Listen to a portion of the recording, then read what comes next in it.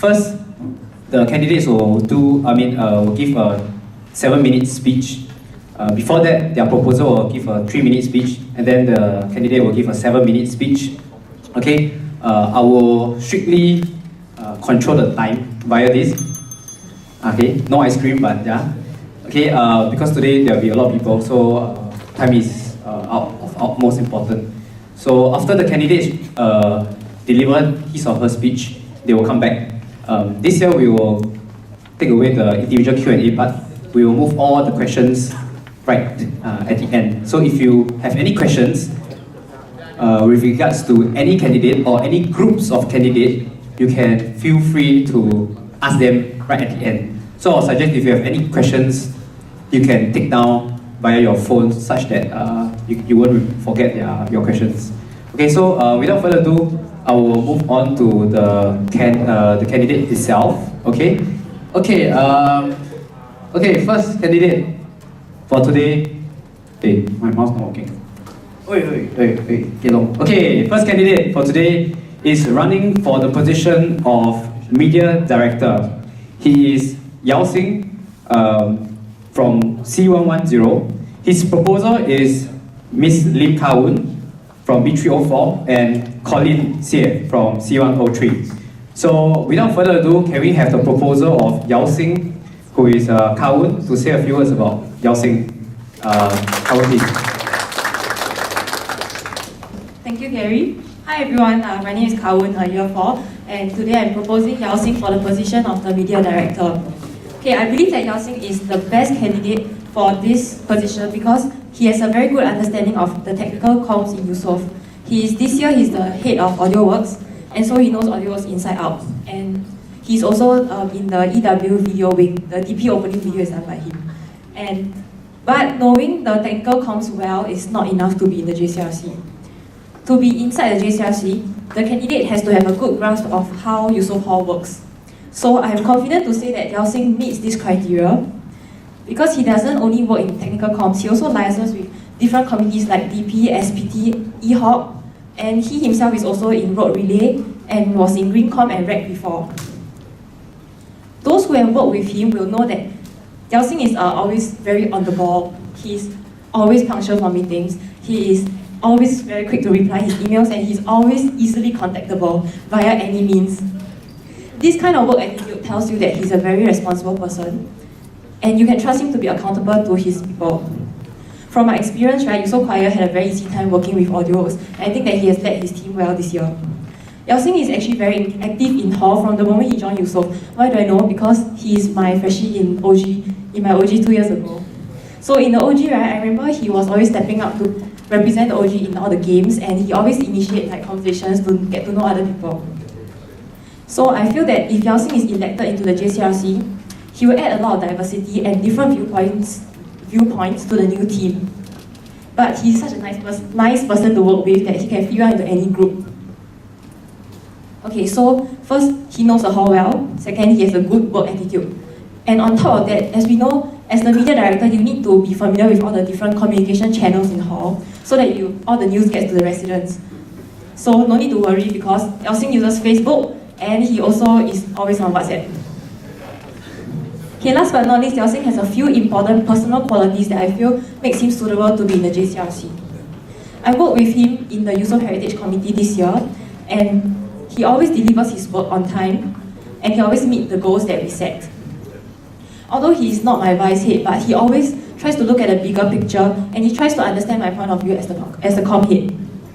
Yet at the same time, he's also very patient and a very detailed worker. So he can go like the big view, the macro, and the micro view. So all these personal qualities, right, being patient, looking at the big picture, being responsible, very easy to communicate with, all these are important qualities that any JCRC member needs to have. And in addition to this, his good work attitude and his knowledge in all the committees in Hall, I believe that if Yao Xing is elected as the media director, you can depend on him to be a voice for Yusof residents. So now let's hear what he has to say.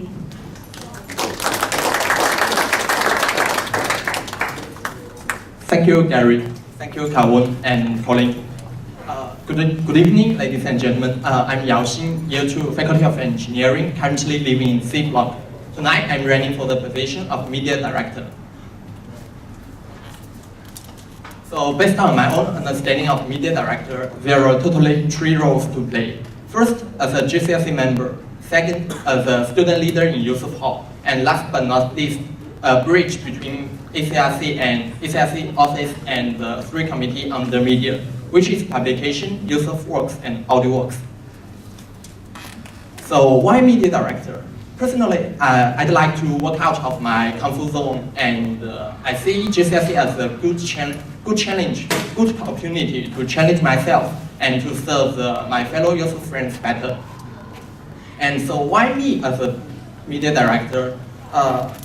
Currently, I'm leading Audio Works, so I have the experience of leading a small group of people. Now I want to move on to leading more people as a JCRC member. And I also have enough technology experience, technical skills. Like Kawun mentioned, I'm now working in Yusuf Works as a videographer, and I'm also the Audio Works head. With those knowledge, I can make the communication between different committees, and the Audio Works Yusuf Works make the communication more smooth and make the communication more efficient. Besides that, I believe I'm a friendly and approachable person, as Kevin mentioned. Yeah. Actually, I know almost every member inside my committee, like Yusuf Works, Audio Works. Besides that, I know almost every head inside Yusuf Hall. I'm sure this will ensure the communication and the preparation work for if you want to organize an event. This will make the preparation more smooth and efficient.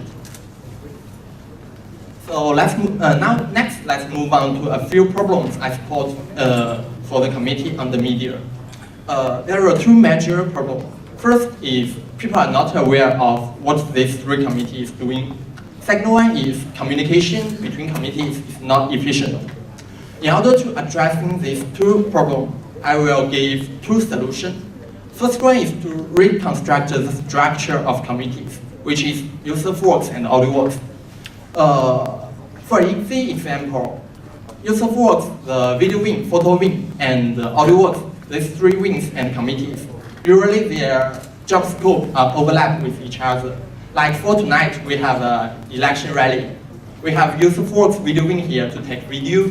We have photo wing here to take photo, and Audio Works set up for the audio system. So I think if we're combining these 3 committees and wings together to formulate a new Yusuf Works, instead of if you want organizing an event and want support you need media support. Instead of sending 2 separate media requests and contact with 2 separate individuals twice, now you only need to contact 1 person and sending 1 media request. All the communication will be, the response cycle will be reduced, and the preparation will be more efficient. Besides that, and the second one is about publication committee. Currently, the problem about publication is that their workload is a little bit too low.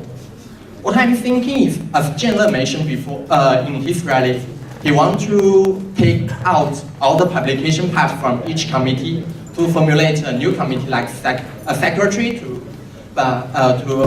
regularly update our website and Facebook page to better publicize our hall.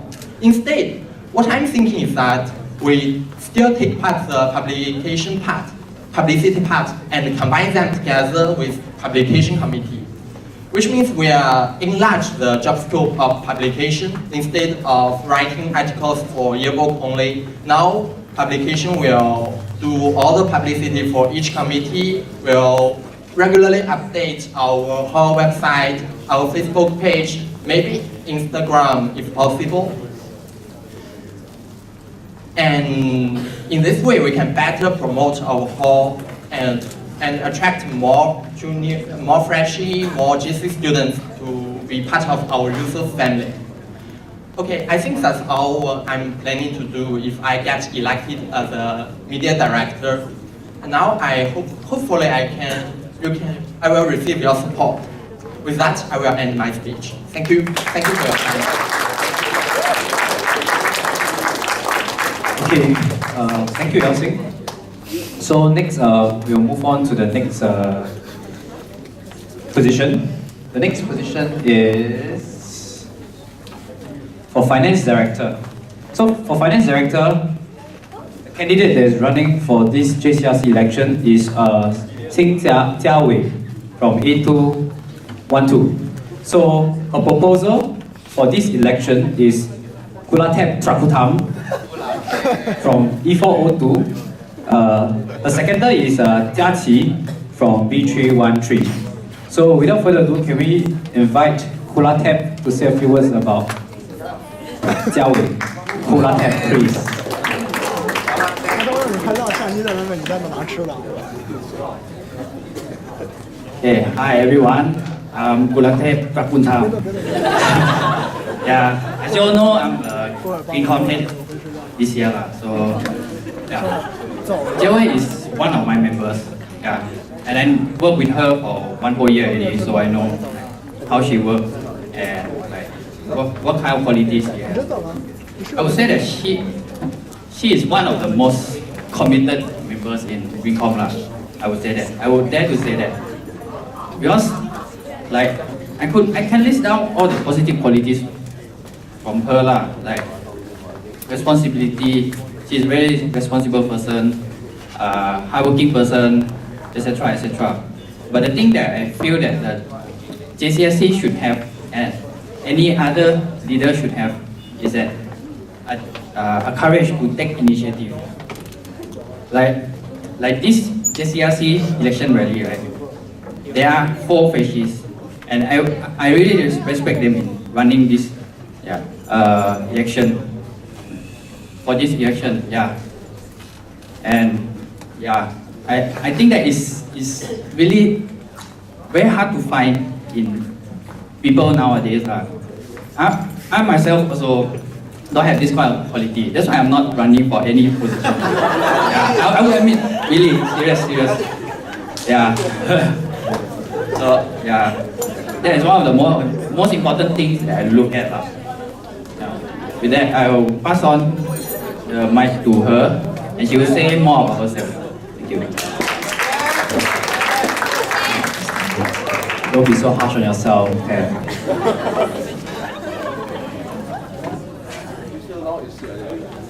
Thank you, Ted, for introducing me. So once again, I'm Jia Wei, a Year 1 accountancy student, and I stand before you today to run for the position of Finance Director. So I have lived in the hall for the past year and had a great experience with this great community. So I wish to give back to Yusof Hall. I believe I can achieve this by contributing back as the Finance Director. So firstly, as a Finance Committee member this year, I familiarized myself with the finance procedures, such as the reimbursement process. After working with the treasurers of various committees as well as interacting with different people, I've also gained a better understanding of what problems they face while doing their job.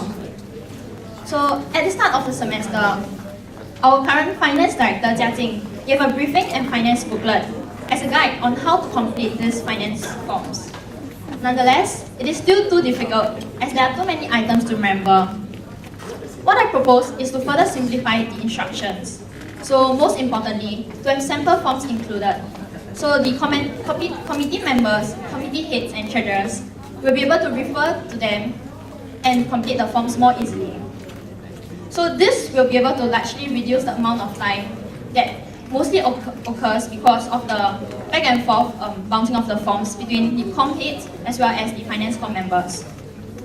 So finance should be a no-brainer for these committees who are already working so hard to make use of the student community it is today.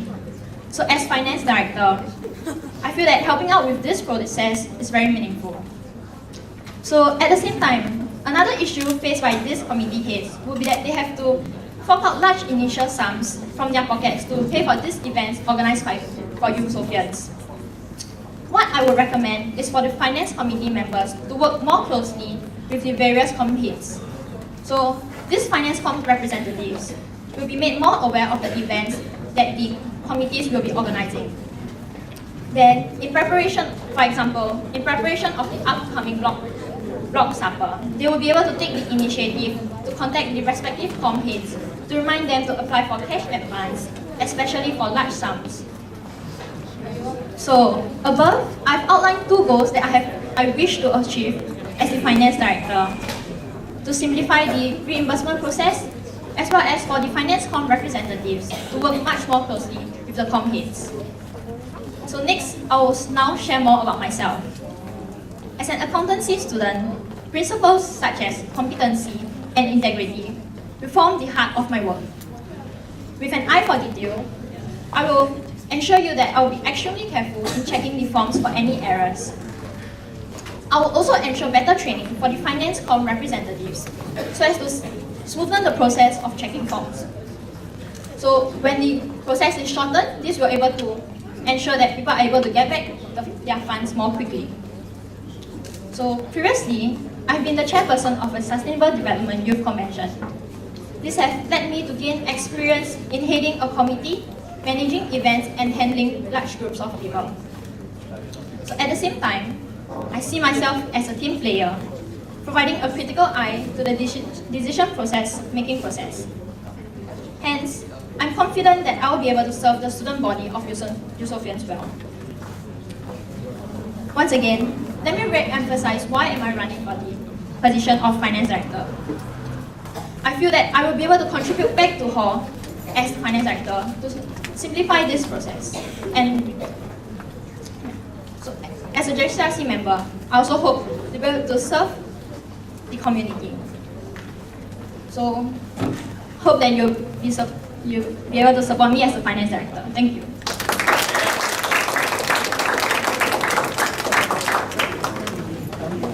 Thank you, Jia Wei. So we'll move on to the next position. The next position see 2 candidates running for the position of Student Affairs Director, or known as SAD. So, let's have the first candidate. He is Do Teck Wei, also known as Chester. Okay, he is from D111. And his proposal is Sean Park from D101. And his seconder is Veron Lam, from C303. So can we have Sean to say a few words about Teck Wei? Hello, good evening everyone. So I'll try to make this as quick as possible. First of all, how I'm related to him is that I am the Student Affairs Committee's head and he is my vice head. So very simple, Chester is completely in charge of all the billing that is done in hall. And this is a very big task. Another setting aside to go and do it properly. He does it very quickly, does it efficiently. All the problems that we have faced so far, right, he is able to do it on his own and seldom comes to me with any of the problems. So it's something that I can trust with him, all of the work that I have for the billing. Right.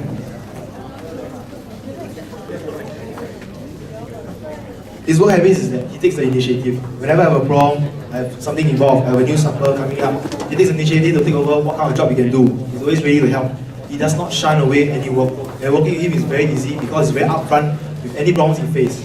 So I don't have to pay any politics with him. Very simple, doesn't shun any work or anything. He's upfront about what needs to be done and he gets it done properly.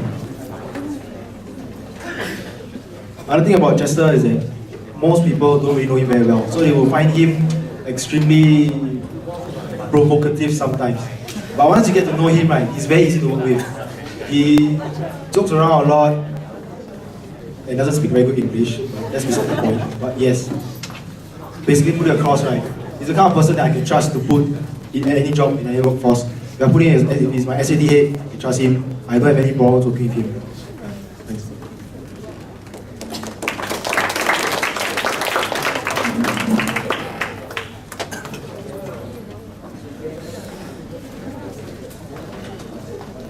Well, thank you, Sean, for coming back in time and giving a brief summary of me. Good evening, everyone. My name is Teck Wei.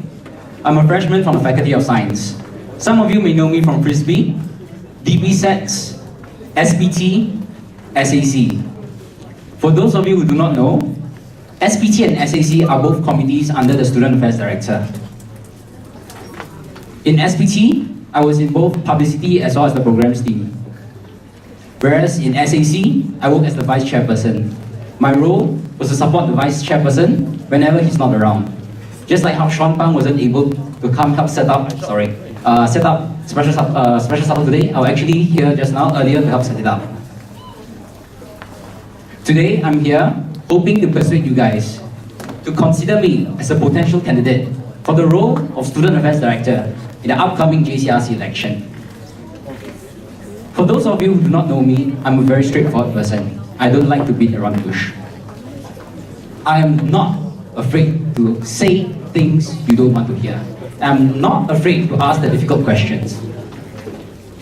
At the same time, I can prioritize my things. I know what is important and what isn't.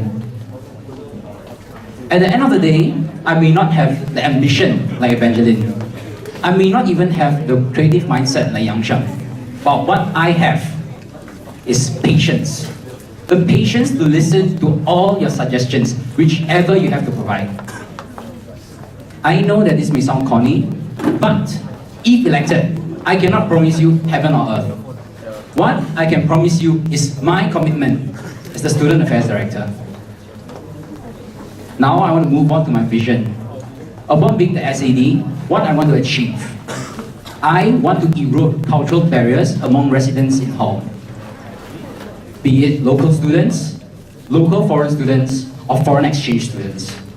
I want to help create a hall whereby the residents are more integrated. To help create a hall whereby social boundary is one step closer to being a thing of the past. In fact, my vision has been inspired by some of the Yusofians. I remember one day when I was waiting for the bus to Science, I saw how a group of foreign exchange students managed to mingle very well with a clique of girls. Not to be very suggestive or whatnot, to me it was amazing how a foreign exchange student was able to mingle as though they were part of the team. I thought Yusof should head towards this direction, or at least try to move towards it. Now, I want to move on to my stance regarding to the 4 committees that's under SAD.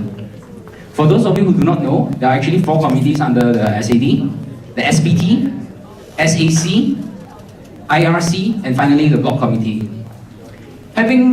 After working in SPT and SRC for the past year, I've actually managed to have a bottom-up view of how things work, along with the problems associated with it. Not to say that these committees are run poorly. They are good, but we cannot deny that they have room for improvement. By becoming the SAD, I want to change it from the top down to improve whatever it is currently now. Next, moving on to IRC. As we all know, the IRC has always been a safe haven for the foreign Chinese students until Yang Sheng imposed a 50% non-foreign Chinese quota on that group. I personally think it is a wonderful stance on this issue, and I will continue to make use of it. Why? Because I want to integrate the hall. I do not want a group of students who are actually closed up, separated from the main body. Finally, moving to the block comms. The block comms have usually been tested by unnecessary work, such as advertisement. I have to admit, for SPT pool competition, I've actually made use of them for this as well. This is unnecessary task for them. By becoming SAD, I want to protect them from unnecessary workload and want to make sure they focus on giving welfare to their block. At the end of the day, I care about your voices as well as your thoughts. I care about making sure that welfare is distributed as equally to each and every one of you as possible. If you have any suggestions, do come to me. I will try to make them happen. Thank you.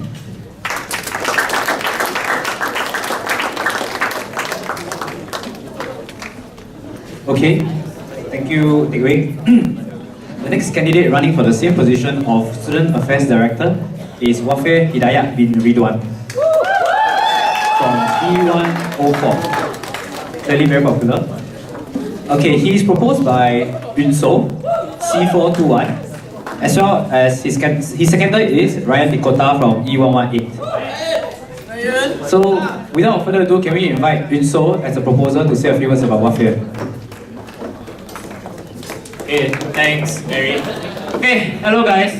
Okay, don't mind because my legs are very tired. Just came from training, so I'm just gonna sit on the table. I'm here to introduce this person here, Wafei, whom I met through SMC programs and floorball. Okay. One day I was asking myself, okay, when he asked me, hey, so can you propose me? Then I was just like, why? Okay. Then I really had to think, okay, why is he suitable for a job? Then during my thought process, I found a lot of similarities. Okay, I asked myself, what is the similarity between him and Gandhi? Okay, they're both brown. Don't be racist, okay, please. Okay, no, I think they're both selfless people. They really are. Okay, I think Wafei, throughout working with us in the community, all the saikang, right, he's always not afraid to take it. Okay, really, I think you can ask Gary. Okay, Gary will know well. Hey, Gary and I hate to do saikang. Okay, so we're always like, hey, you who want to do it? Then everyone will just keep quiet, including Ryan, will just. And then Wafei will always be the one saying, okay, I don't mind doing it. Okay, I don't mind doing it. I don't mind doing it. Okay, and I really appreciate it because every single community needs a person like him. And I think that personality, that side of him, suits the role, okay, of what he's running right now. Okay. Then I also asked myself the second question, what is the similarity between him and Mother Teresa? Okay, they're both white people. Okay, no, they're not. Okay, he's not Chinese. Okay, don't be fooled. Okay, I think they're both very, very kind people. Okay, no matter, and they like to forgive people. Okay, I think in floorball, right, I have seen, like, cause it's very sad because he was supposed to play, but Rifki is always taking his position, and I think Wafei, after training so hard, he didn't really get much playing time. And I really felt very bad for him. But throughout our dying seconds in the IHA campaign, never once did I see a face of complaint. Not once. Not every time, okay, we come out, okay, and then Wafei will always come to us, okay, be constructive about, okay, tell us, you all can do it, okay. But deep down I'm feeling, but he trained so hard, I really think he should get to play. Okay, when I make a mistake, I feel so guilty, but he's always there covering up. He say, it's okay, okay, don't be. Okay, go and play. And then maybe behind my back he top bad, but I don't know. Okay? Okay? So, all in all, right, he has all the capabilities and qualities. Okay, I firmly believe he has them, okay, to help him succeed in the position he's running for. Okay, so I've said enough, and I hope this is a good platform for his speech. Yep, thank you guys.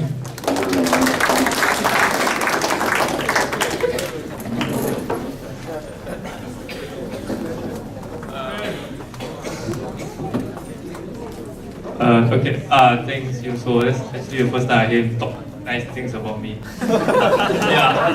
Okay, as you all may or may not know, I'm Wafei, or also known as Waffle, or as the guy who shouts and jumps in the video.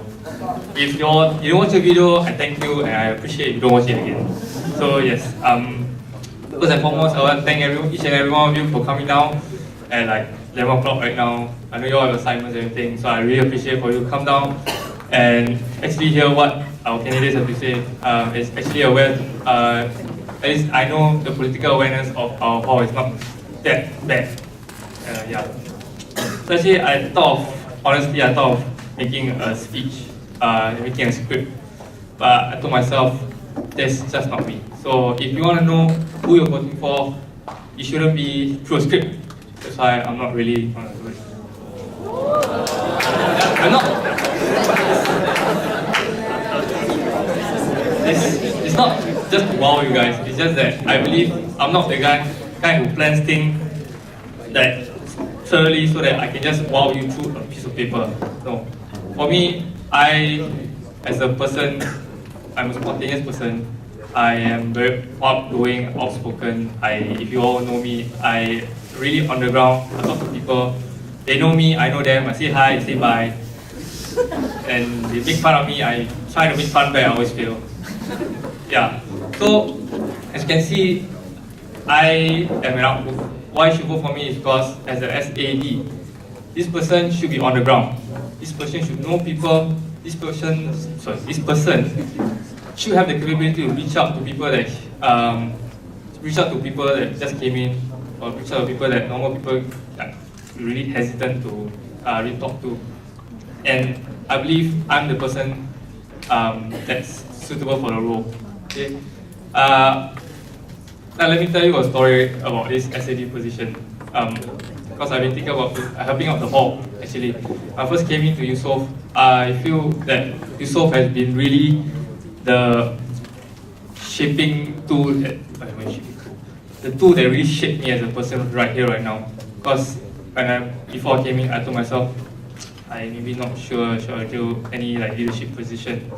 But after coming home, meeting new people such as yourself, it really shaped me as a person. Like how really Yusofians such as you are took up 7 sports, 7 committees, and still manage time, which is quite a daunting task if you ask me. So I want to be a voice of these daunting people, if that's the correct word to use. Pardon my English. So yes, I want to be the people's person. Okay, I want to represent you guys on the ground to the JCRC people, because that's what SAD should be. Okay, if you don't believe me, you can ask everyone around you whether they know me. I'm pretty sure, I hope they know me. They will know me as a person, like I mentioned before, outgoing, outspoken, blah, blah, blah, blah. It's okay. So now that I've listed down all the things that why you should vote for me, now I'll tell you about my vision about the hall. Back to what Gary, what I said, why I wanted to join JCRC and SAD. Gary asked me, so you wanted to help the hall in one way or another. So why not just join a committee? As lead a committee, be a member, this is kind of ways of helping out the hall. Then I just told him right there and there, yes, being a head of a committee, being a member of a committee does help the hall one way or another, but it doesn't really have that power or that say, or to change what you feel. And I personally feel that I want to enrich your life as a Yusofian. Okay? Because SAD, as mentioned by Chester, as IRC, SEC, SPT, and Hall Management Committee, I personally believe that this year there wasn't much of activities to engage student Yusofian themselves together, and also a social mobile platform for you all to gather, talk around, and all this. There are, yes, I agree, there are some, but I believe they can be improved, or there can be more things that can be given to you, because you deserve it as a Yusofian, I believe.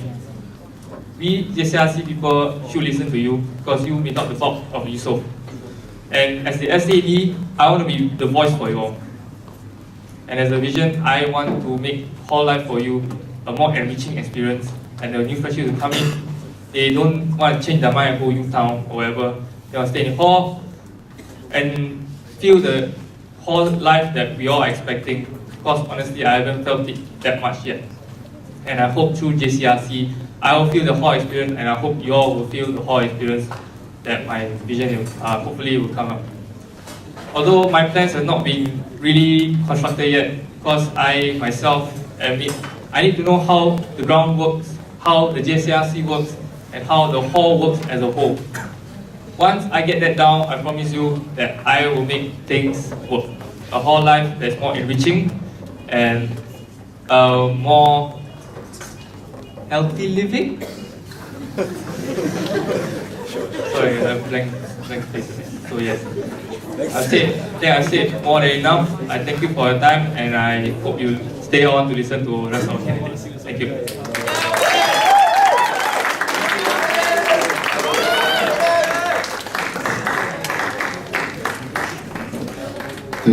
Guys, very fast.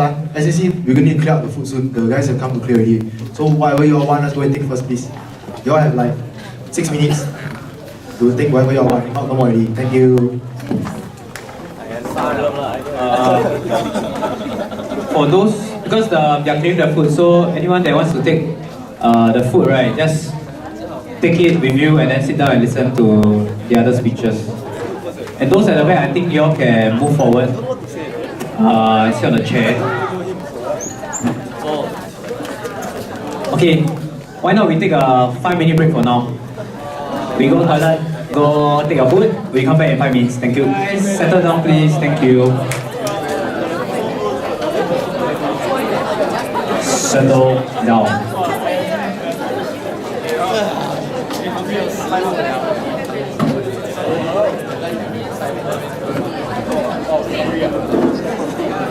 Okay, so let us continue with the JCRC Rally. Okay, so next up we are going to move on to the position of Vice President. So, as you know, Yusof Hall JCRC has 2 Vice Presidents and there will be 3 candidates for vying for this position. Okay, first up, we would like to have the first candidate, Yang Shen, from E410. His proposal is Tan Youchen from E409 and his seconder is Sylvia Lim from E307. Can we invite Youchen up to say a few words about Yang Shen?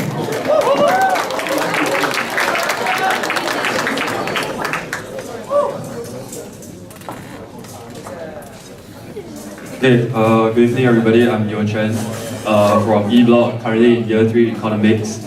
And for today I'll be proposing Yang Shen for the position of JCRC Vice President. So for tonight I'll share 3 reasons as to why I'm proposing Yang Shen for this position.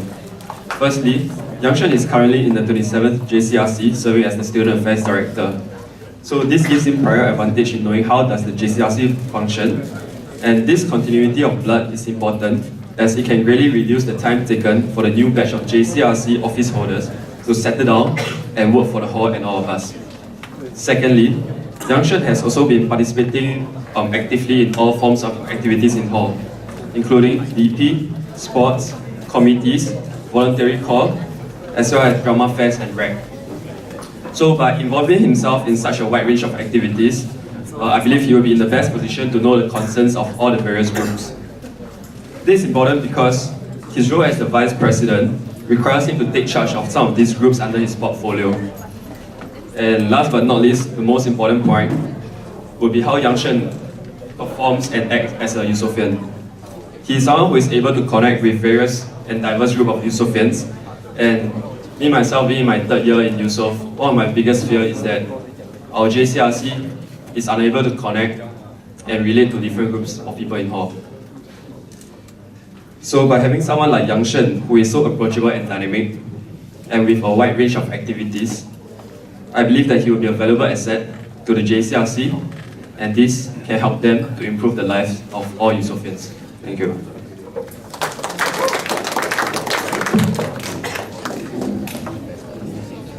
Thank you, Youchen, for the very nice words. Yeah.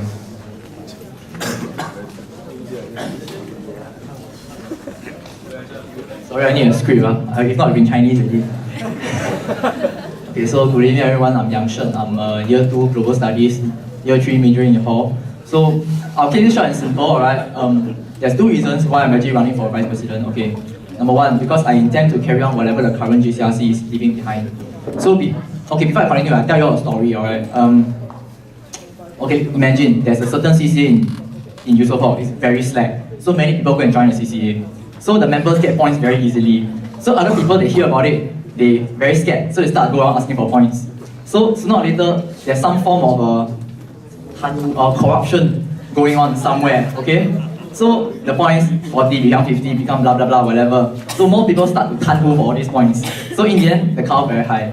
So the more honest people, they disillusion, they tell the whole world the cutoff point is so high. New freshies come, they realize that the cutoff points are so high, then they chua tio. So what do? Because they got kept love SEM, right? So they join 8 CCAs. So some of the CCAs they clash, and some of them is sports. So they only go for the sport like one training a week. So in the end, the sport when they go IHG, they lose. Why? Because all the freshies also got 8 CCAs. Okay. After at the end of the year, when give out the points, the captain say, oh, this guy actually never come a lot of training, but 没有功劳有苦劳, right? I give him 80% of the points lah. So assume that it's 10 points, 80% is 8 points. So 8 times 8 is a lot of points. Okay? So and this cycle repeats itself every year. Okay? I'm telling this story is not because of point system or whatsoever, but the main gist here is everything that happens in hall, any decision, simple decision made in hall, actually has a very big chain effect in hall. And this is why and this is why I first of all I need to tell you all that I actually support the attempt to revamp the point system, and because I understand that there are many stakeholders involved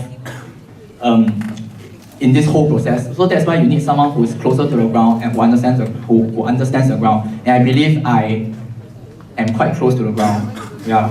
So the current JCRC already have some plans and discussions on evaluating some of the changes in CCAs or structures or whatever procedures and all. And I think that it will be useful for someone who has been in this already to give feedback and advice, as I don't think that we want to have a same repetition kind of brainstorming of ideas again every year. So I believe that some form of continuity is necessary for Yusof Hall in the long run lah. Okay, so the second point, the reason why I'm running is, as someone might know lah, if you all work with me whatsoever, I'm a rather welfare kind of person. So yeah, all those people under my comms, you all know, are very welfare one. So I'm somewhat concerned about the well-being of people in Yusof Hall, and that was the original intention why I ran for SAD in the beginning. Actually, Wafia made a very good point just now. I actually regret not being able to create more bonding opportunities for hall residents this year. But being that, how do I put it? I mean, being the JCRC for a year actually allowed me to understand hall from a bigger picture, and so I understand some of the reasons why some of the limitations that I have in trying to push for this. So actually, in the JCRC is sometimes it's really a combined effort of trying to change things or trying to give more opportunities for Yusofians. And so I think that given a second year in JCRC with a supportive team, we should be able to do it much better. Previously, I proposed earlier blockade election system, which is, if you all remember, the blockade elections is actually in August, right? But I actually proposed it to make it earlier soon. So because I hope that it can become a catalyst in attempting to involve blockades more in decision-making processes, and so that basically can allow them to have more convenience and autonomy to plan and execute their activities, because I believe that bonding is easier when you're done in a block. Why am I saying this is because I hope you all can understand my stand. My job, after all, is not to convince you. I mean, it's just to give you an informed decision, because there are many things that the residents do not know of in Yusof Hall, and I would like to keep an open channel of communications. So I want to put my networking skills both inside hall and outside hall to good use for my best of my ability. Okay, finally, this is because the job scope of a VP, right, is, you know, there are two VPs, right? So there's one that's internal and one external. In the constitution, basically the vice presidents are in charge of the DP, and also there's this clause that says that it's in charge of any other affairs that no one else is in charge of. Okay, so I'm saying this because I used to think that Yusof Hall was a place that that lacked. Oh, this is very cheap. This was very cheap. Okay,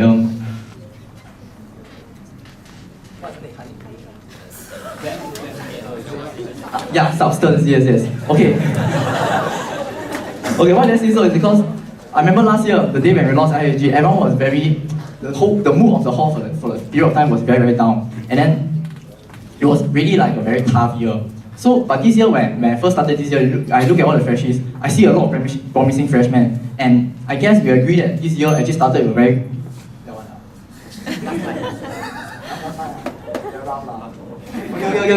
Okay, so, and I guess that we agree that this year started with a hit lah. We have Go for Rap, we have great camps, and seniors, I'm very sure that you all enjoyed this year's JL, right? The food was good, right? So we need this to continue, and with or without our IHG champion. I mean, right now I don't have concrete ideas for those under the VP portfolio because there are many uncertainties involved as compared to my SAD role. But nevertheless, I want to improve the quality of the events and the quality of people planning these events. So I hope that my tenure as a SAD was somewhat satisfactory to you guys, and I tell you that I dare to try new things and I dare to receive honest feedback, and I would really like your mandate so that I can serve you better.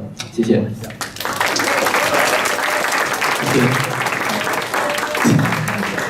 Okay, thank you, Yang Shen. Okay, let's move on to the next candidate running for the position of Vice President. He is Joel Lee from C411. His proposal is Cheng Meng Hang, B412, and his seconder is Belinda Chan, C304. Can we invite Meng Hang to say a few words about Joel? Hello, people. Sorry, I'm not in long pants. I didn't know. Sorry, I just showered. Okay. Okay. How long do I have? 3 minutes. Sorry, 3 minutes. Okay. Okay, today I don't speak as a JCRC ex-president, I speak as a Yusofian. So, and I was in his softball, I was in Joel's softball team. That's when I first get to know him. No, when I first got to know him, he was in JC, but then we were like hi-bye friends. We could talk on the bench, but didn't talk much. Then it's from my interaction with him that I proposed him, because I believe that two things that he has to offer to Hall. One is that he's driven. He is someone who will set his goal on something and really put in the effort to achieve it. When he was softball captain, he sort of come down like almost every day of the week to train two different groups, seniors and freshies. That's something that captains usually don't do. So it's really, he really wants the goal a lot, and it was with much sadness that we didn't get it in the end. But he's driven. Secondly, he caters his leadership style to different people. There's this once that he told me if he's leading a competitive team, he would have led us differently. But then because it is a hall team, so everything is quite chill. But 6 practices a week is not chill for him, it's chill for us, because we only have to attend half of them. So for him, like he really caters his different leadership style to different people. I think this is important because as a VP, you need to reach out to people. To me, I'm not really proposing him because of what he sets up to do or his policy. I believe that all these should be subject to changes when you sit down among the 10 people, when you get to know more things about Hall. What you say now, I don't think is that relevant, but what I'm proposing him for is because of his character, is because of his personality. Two things I appreciated my VPs to do for me. One is providing me with alternative viewpoints. I believe that because he could reach out to perhaps different people, he can break down gaps. I think that with that, he can obtain different feedback for gender. Second thing I appreciate about my VPs is being there for me when I need help. Being the president can sometimes be a very lonely job, but then I believe that Joel will be there for gender. So yeah, I believe lah. If he asks it, then so two things that so I believe that he has these two things in him, and I'm proposing him because of his personality. Thank you.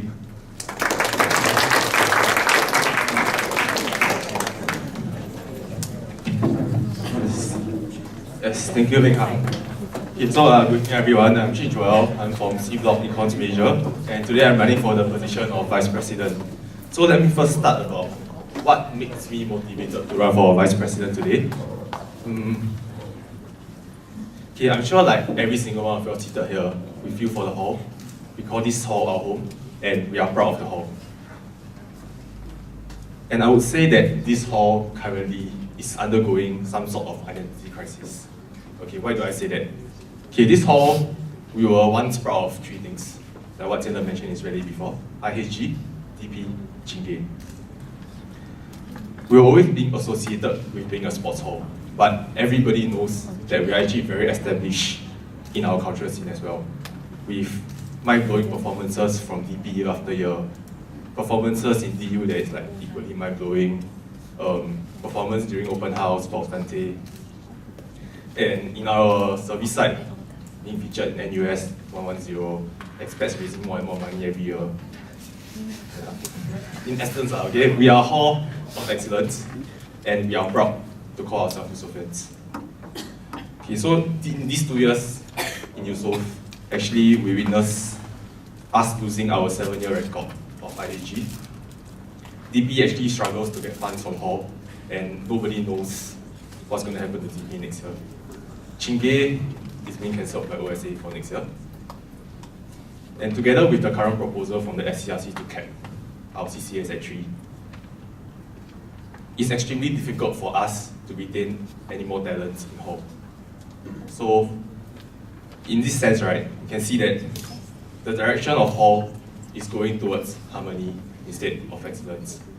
And this needs to be changed, which is my motivation of why I'm running for Vice President today. So I've been discussing these problems with Taylor over the few months, and the solutions to all these problems are actually the policies that he has been promoting in his presidential rally. So I will not touch about that since you guys already know what it's about. So what I would like to focus on today, and is what I'm sure you guys here are for, is the working relationship, or rather the dynamics between me and Jianle. So Jianle and I have been working closely for the past 2 years, and I would say that we have our similarities and we have our differences. Jianle has his ideals, but often is very idealistic in certain areas, and he tends to leave out minor details. Okay, let me give you an example for this. When we were discussing about the point system, he has this very idealistic plan about the 40-60, or 60% attendance, 40% attitude. But this actually does not take into account committees. Because in terms of committees, there's no way you can enforce the 60-40 system. And this was immediately something that brought out to him, and he agreed. So yeah, this needs to be changed again.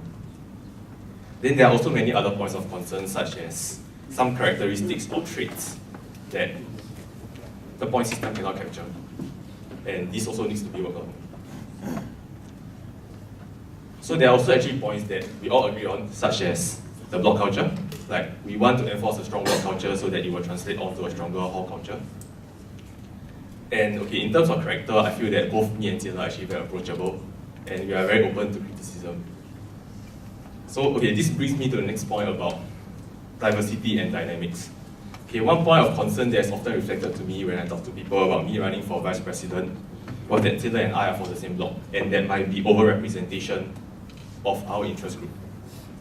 Okay, so to address this issue, right, I personally feel that things that we concentrate on, or the interest group that me and Jianle represent, are actually very diverse. Why would I say that?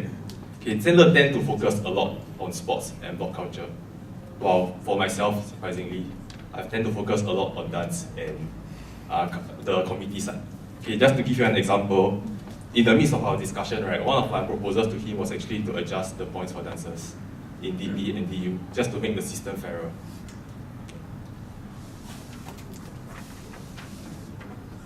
But okay, but this again will be discussed when the whole JCRC is being elected.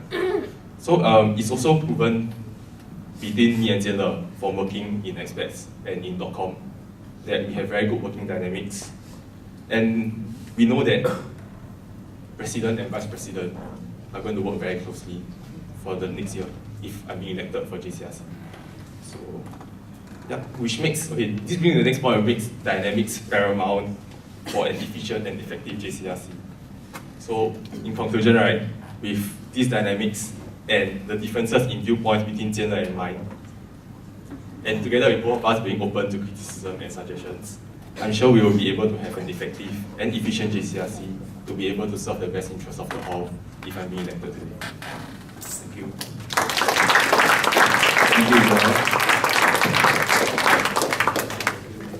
Our final candidate for the position of Vice President is Cheng Wei Sheng, whose proposer is Vicky Tan and seconder Alan Tay. So we'd like to invite Vicky Tan to say a few words.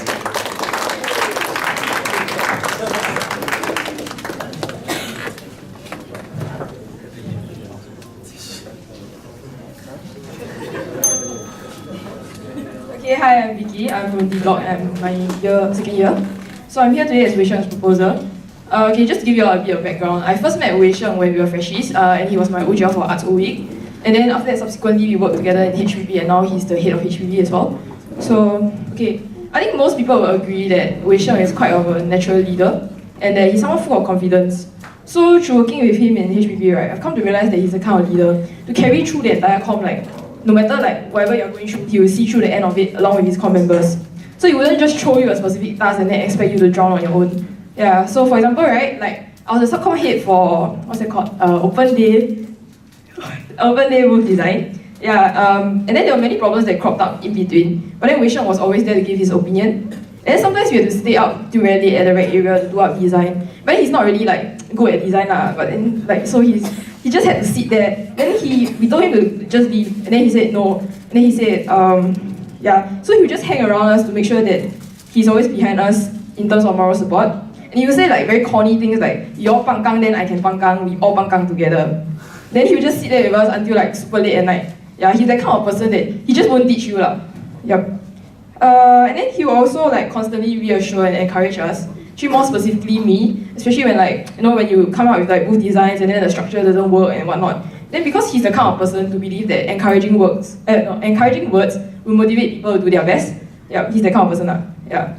And the Wei Sheng I know of, right, is an extremely loyal person as a friend. And he's not afraid to state the unpopular opinion, when he feels very strongly about something. So actually he has a mind of his own, and I believe that he has a passion and vision to make hall life better for all of us. And that's why he is here today to run for a position of Vice President. Stepping up to assume such a huge responsibility is not easy, and honestly it's not like he's doing it for points or anything. So actually I would just like to end it off by quoting Wei Sheng himself. He said, "I do all this to make you all happy only. If it's not me, then who else?"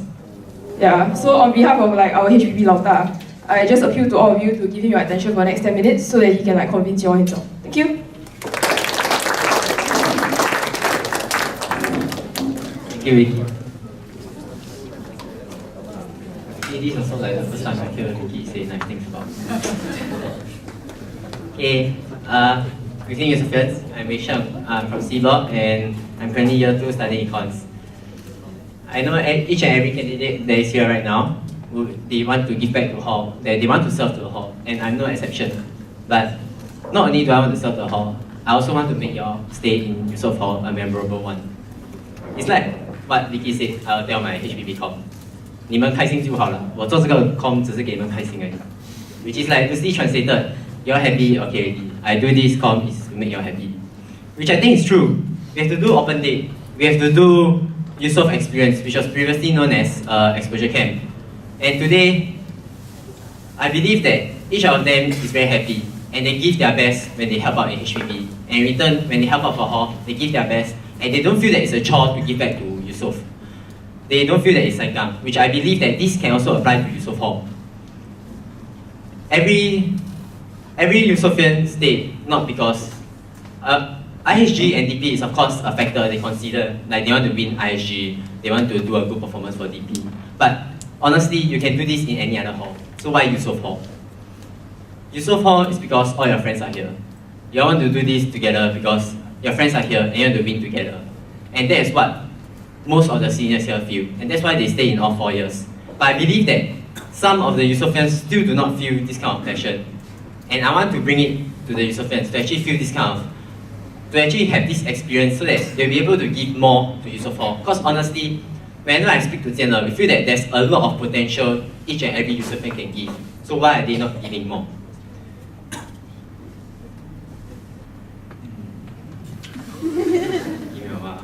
Which, after I step up as HB head this year, I work with the SCRC, I work with Master, and this experience is definitely something that I can bring on to JCRC. I have worked with Master, I know how Master works, and I also have worked with the RF. I follow Huan Jin together to talk to OSA, and also have meetings with the rest of the JCRC. So I definitely feel that this is an experience that I can bring on to the JCRC. And not only that, I feel that I'm a person who sees things from different perspectives. Which brings on to the point that I know that a lot of people are worried that because me and Jianle are good friends, are very, very good friends, then you are worried that we are unable to see things through different point of views. I like to say that me and Jianle being good friends doesn't mean that we think the same way.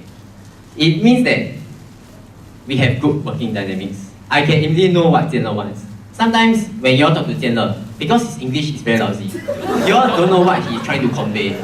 But I know what Jianle wants, and it's definitely a point so that I'll be able to convey what he wants to the rest of the Yusofians, because my English is slightly better. Okay. You all feel that we might not be able to represent the rest, because we are both from C block, and we might not be able to represent the rest of the blocks. Jianle is a very approachable person, and so am I. So definitely, we will look through things through a different viewpoint. So it doesn't mean that me and Jianle from the same block, we won't be able to represent your viewpoint.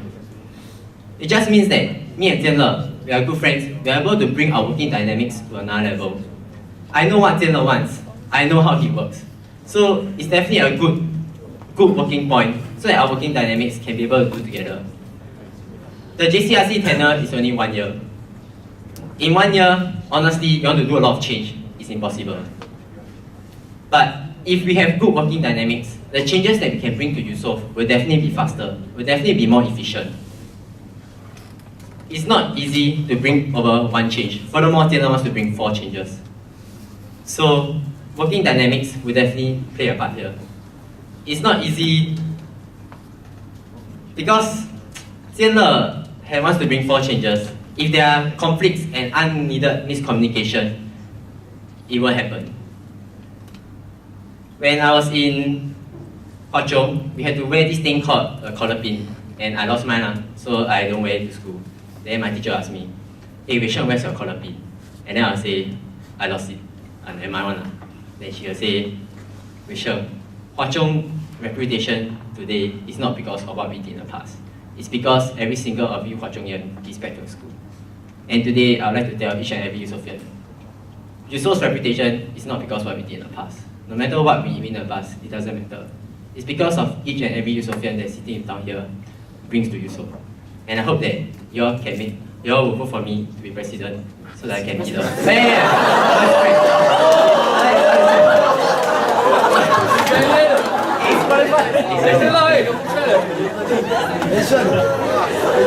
vote for me as vice president so that I'll be able to bring the change that you want to see. I'll be able to bring the voice that you want to see, and then me and Jianle can work together to bring the change and bring Yusof's reputation up on level. Thank you. Thank you, Rachel. Apparently he's trying to stage a coup after a few days after he got elected. Okay, so let's move on to the next position. The next position is also one of the most hotly contested position, with 2 pretty ladies vying for this position. So, can we have our first candidate? Our first candidate is Joanne Lee from A311. Her proposer is Amanda Chia from B301, and her seconder is Phoebe from A311. So, can we have Amanda to say a few words about Joanne? Thank you.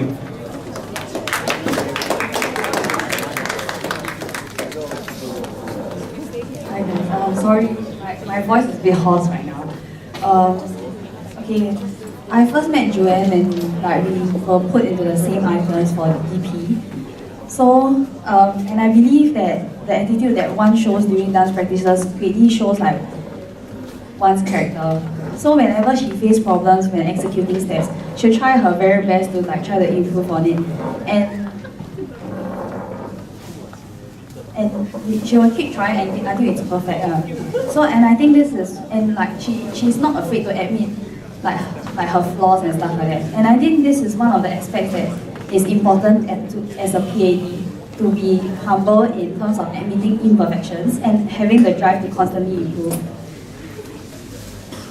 Furthermore, she's always ever willing to help the weaker dancers in the item, offering them tips every now and then. This year I worked under her in CMC as a head. She was very on task and organized. When it comes to really serious discussion and matters that we had to solve, she takes a no-nonsense stand and puts her feet down when the comm starts to digress on certain issues. She's also very efficient in gathering information from the culture heads and block heads, which is not an easy thing considering that there are so many people to liaise with for talent night. There are also many last-minute changes to the events, especially during talent night when people requested for a change in schedule timings and logistics and etc. And she handled the situation very professionally and tried her very best to accommodate everyone's request. On the actual event night, when we seemed to have overrun by quite a bit, she noted it and informed me about it, which we tried to work things out from around there, which goes to show how observant she is towards certain details. So I feel that she will make a good PAD, as she's very on the ball and have the dedication towards the cultural groups and will definitely help them achieve their individual goals. Thank you.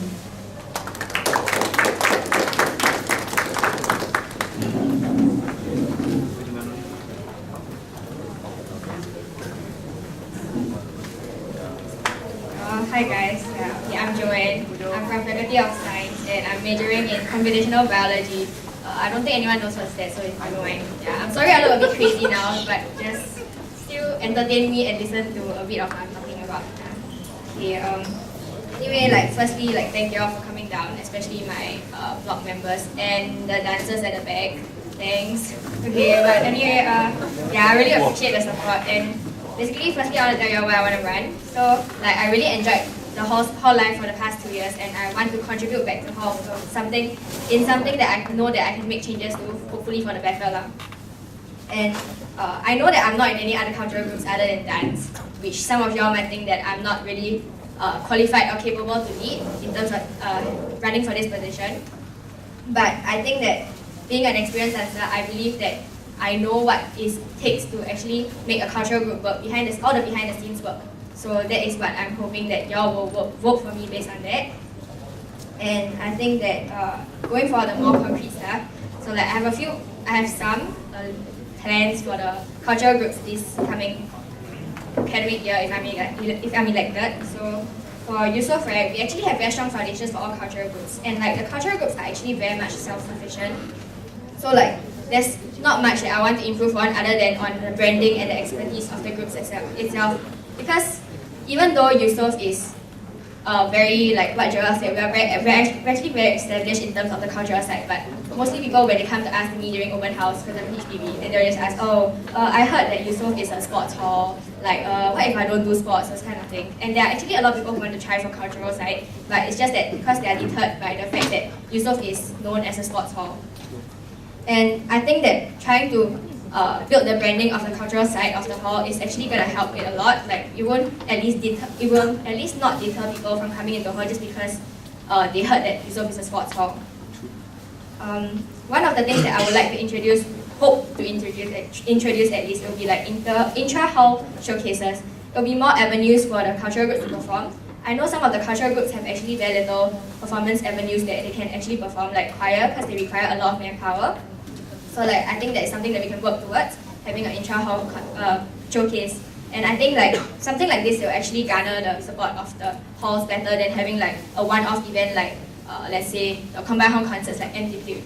So I think having intra-hall showcases will be a good experience for everyone. And because I'm the current CNC head, so like CNC is another issue that I want to address, because CNC is currently in charge of Talent Night as well as Cultural Week, which I don't think is having its intended effect, especially Cultural Week, because no one really comes for Cultural Week, so it's quite bad. But okay, I'm hoping to get it replaced in terms of changing it to the intra-hall concerts so that we can hopefully push for maybe once for every SEM during the academic year.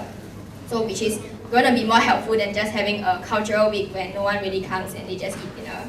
So okay. And I think having like a regular basis is actually something for the performing arts people to actually work towards, instead of just having I have a concert in like 5 months down the road, then I have to practice the same thing again and again and again. Like it's something for people to look forward to. As a dancer, I would want to look forward to something new than having to repeat the same thing like for like 5 months. So yeah, okay, I know I am very whiny, and like the whole blog knows that I'm very whiny, and I'm like one of the people who complains the most, but yeah, other than Ariel, but I actually get things done. So like I can be very pushy, and like, okay, not very pushy, please don't judge me. I'm not very pushy. I can be a bit demanding, and I will try not to whine so much and complain so much, but yeah, y'all can please vote for me.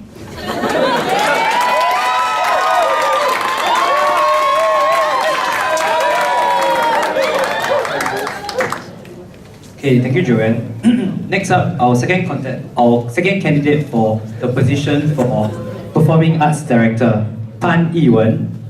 She is from C321. Her proposal is Shannon Tan from A314, and her seconder is Chao Shanping from B312. Can we have Shannon to say a few words about Yiwen, please?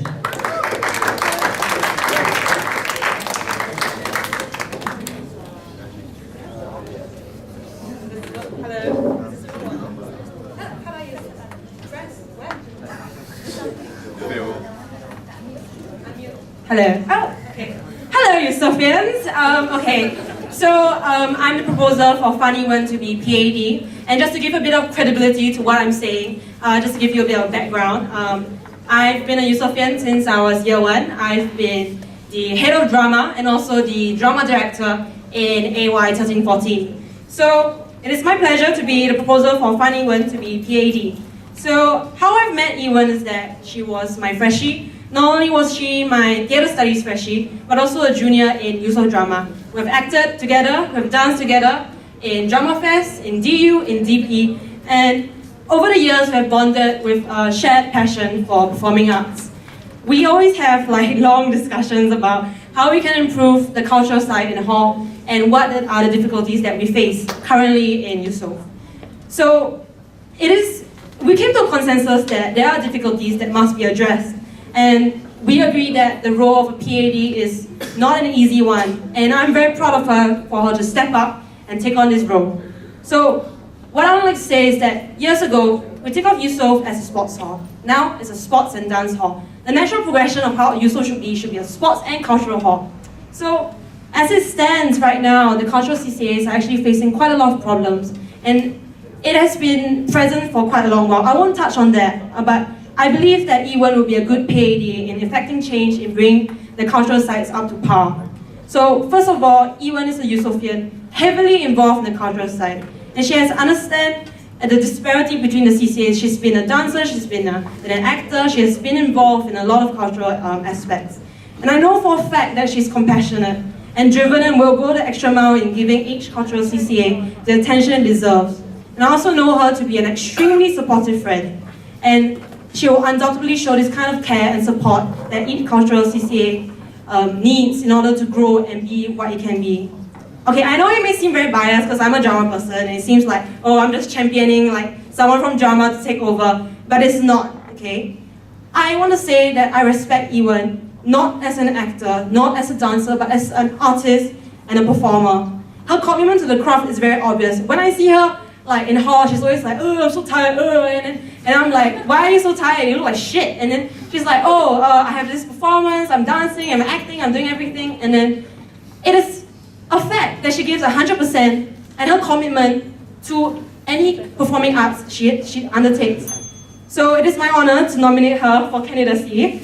And I ask that each Yusofian put aside your preconceived notions about her and really listen and consider her and what she has to say and the plans she has for Yusof as a potential PAD. So give her a chance, and because I believe that she will achieve above and beyond what is expected to help Yusof fulfill its potential to be a sports and cultural hall. Thank you.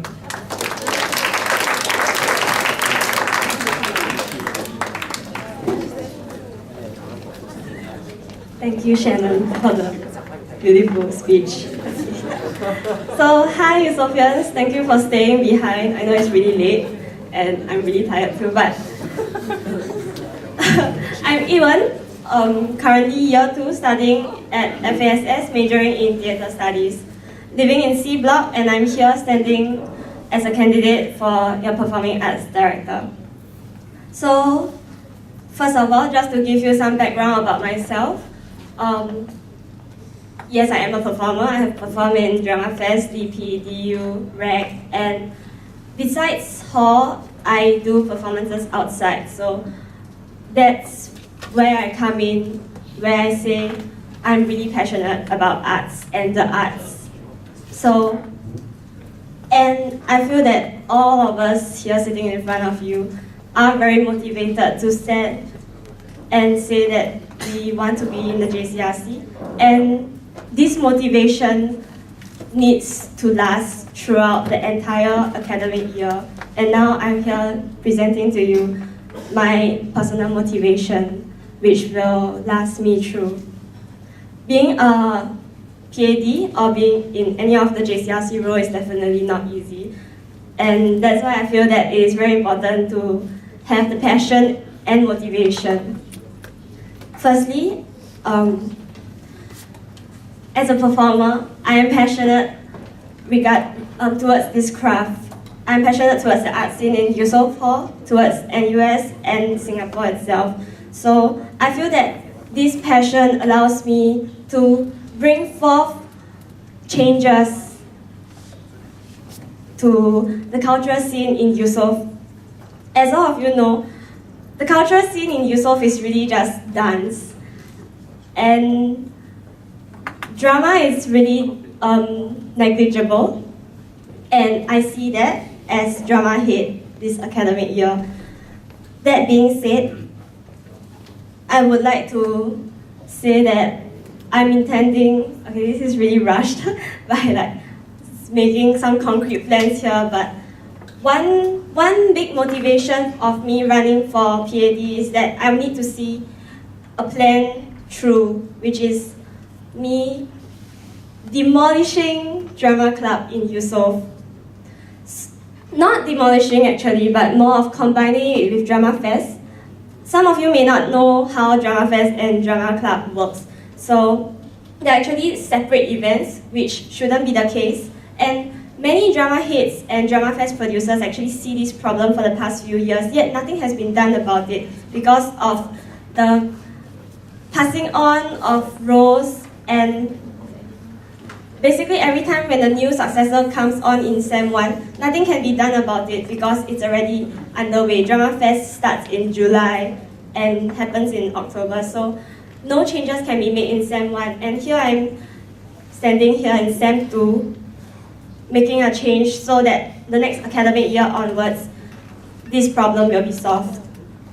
What I'm recommending and actually planning to do is that Drama Club in Yusof becomes the organizing committee for Drama Fest. Drama Fest is combined hall drama production, which happens at UCC, just saying. But and just an analogy, so DU, which happens today, is organized by KR Dance Committee. Similarly, Drama Fest should be organized by Yusof Drama Committee. Hence, that change. Okay. Since I'm talking about plans right now, I'll move on to outside of drama. Regarding other cultural groups in Yusof, so for example, Elixir. I know that Elixir face a lot of problems. Firstly, they have very limited talents. They face recruitment problems, they face performing problems because of the lack of experience the performers have. So, giving them more performing opportunities is actually not a solution for them because it stresses the performers more by forcing themselves to actually perform when they're not prepared. So, what I feel that it is important as well for the other cultural groups is that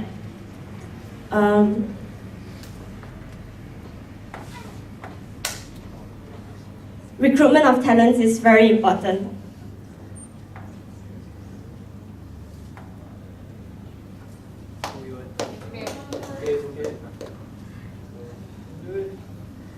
One thing I would like to also bring up is that Elixir, headed by Umi this year, actually had lots of plans which wasn't carried out, and I was quite shocked when I heard about it. One of the major plans, and I thought was really exciting, was that they intended to actually be a supporting and they intended to actually bring their drums to IHG and as a supporting backup. But it didn't happen because they have lack of manpower, and I thought it was actually a very sad thing because that would actually created a much better atmosphere for our IHG supporters. So I feel that that should be implemented, and it might not require Elixir members themselves. If they have brought that up, maybe all Yusofians could actually help out and use the instruments that Elixir have to be part of the supporting team at IHG.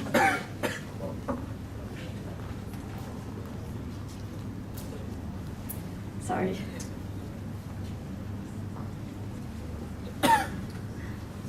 Okay. Moving on away from my plans, I feel that as a JCRC member,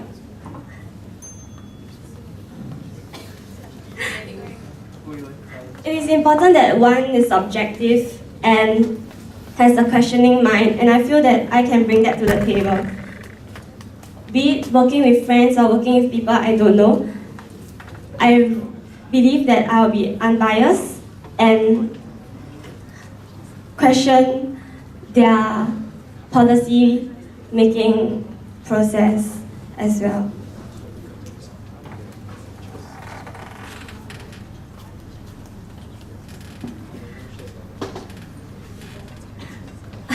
Okay, I'll just jump straight to like strengths and weaknesses. So apparently right now, public speaking just became one of my greatest weaknesses. But that being said,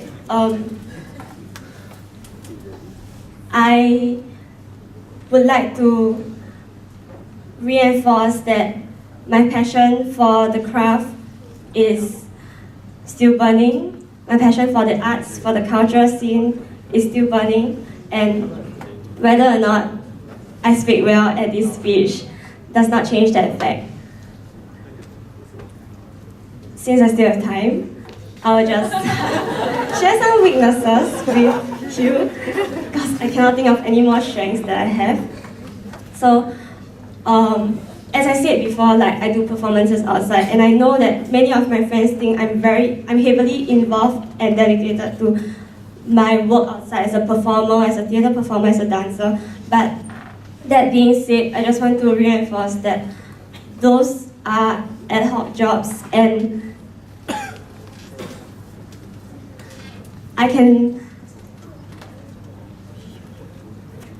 I will prioritize. I'm able to say no, like how I said no to DU this year, which is quite sad seeing other DU dancers come back so happily. But that being said, I hope that this will not leave such a bad impression on you. Thank you.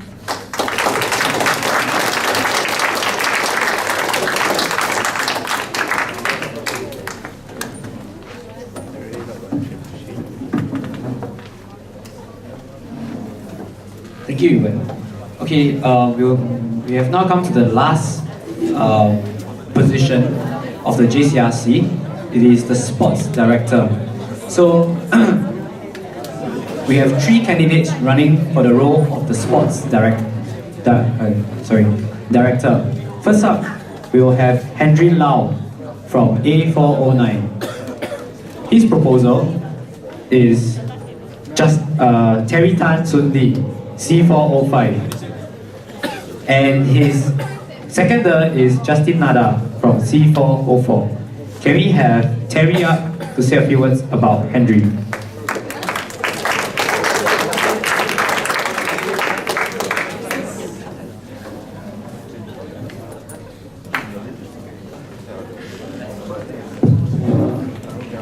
Okay, good evening everyone. I'm Terry, Henry's proposer.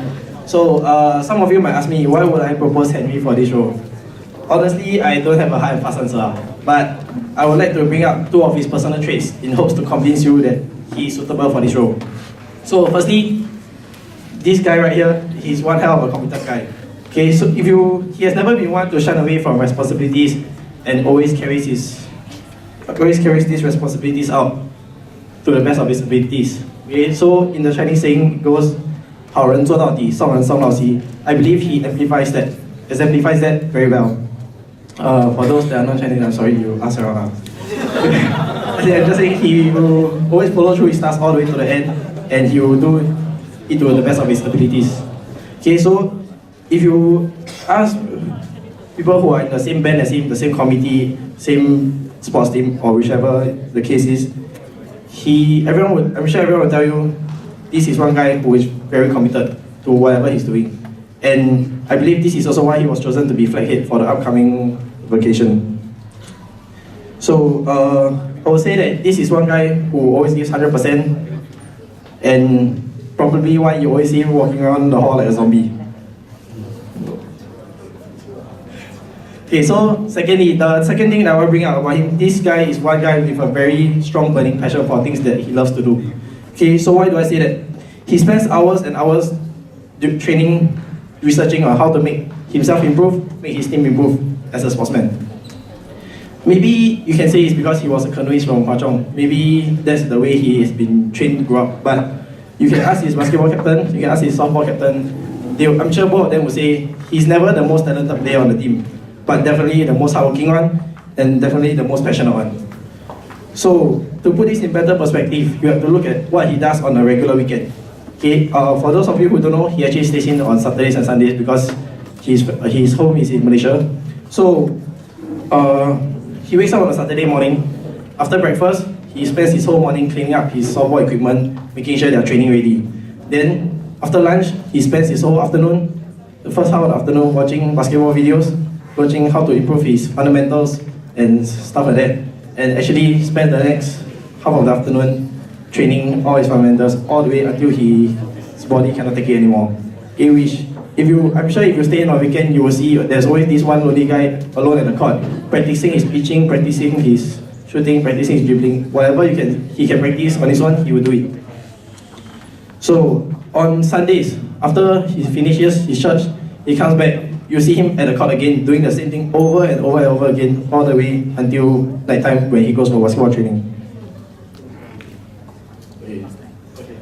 So, in a conclusion, I believe this guy, Henry right here, he will be a very committed sports D because he's passionate about his job, and with the charisma he has, there's no doubt he'll be an awesome one. I mean, after all, who can resist Mr. Charming?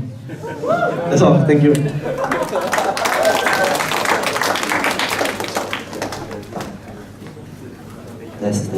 This Terry making me shy. Okay, hi everyone. My name is Henry. I'm a year 1 engineering student. So, let me talk a bit about why I joined Yusof initially. I've always been a sportsman since Sec 1 to J2. I was a canoeist. So, I used to, yeah, that's why, as a canoeist, nervous, wait.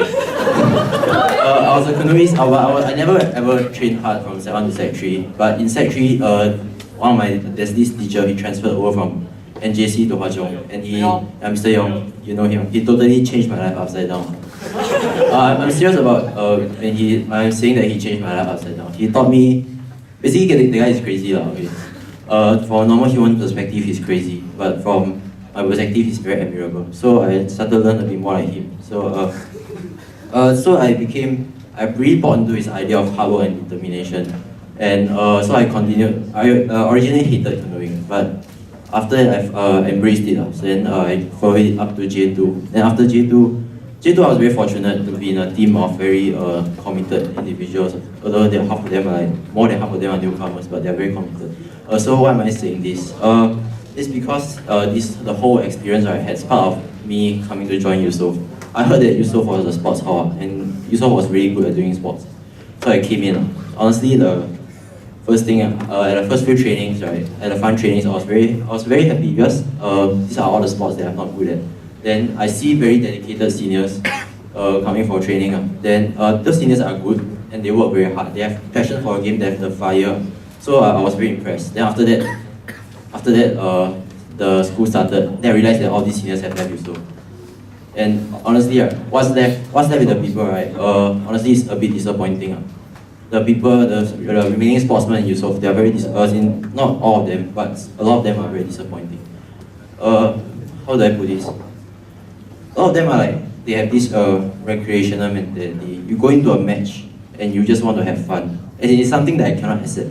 Okay, maybe this puts me as a very intense person, but I am an intense person. But but I don't understand how can you go into a competition and not want to win.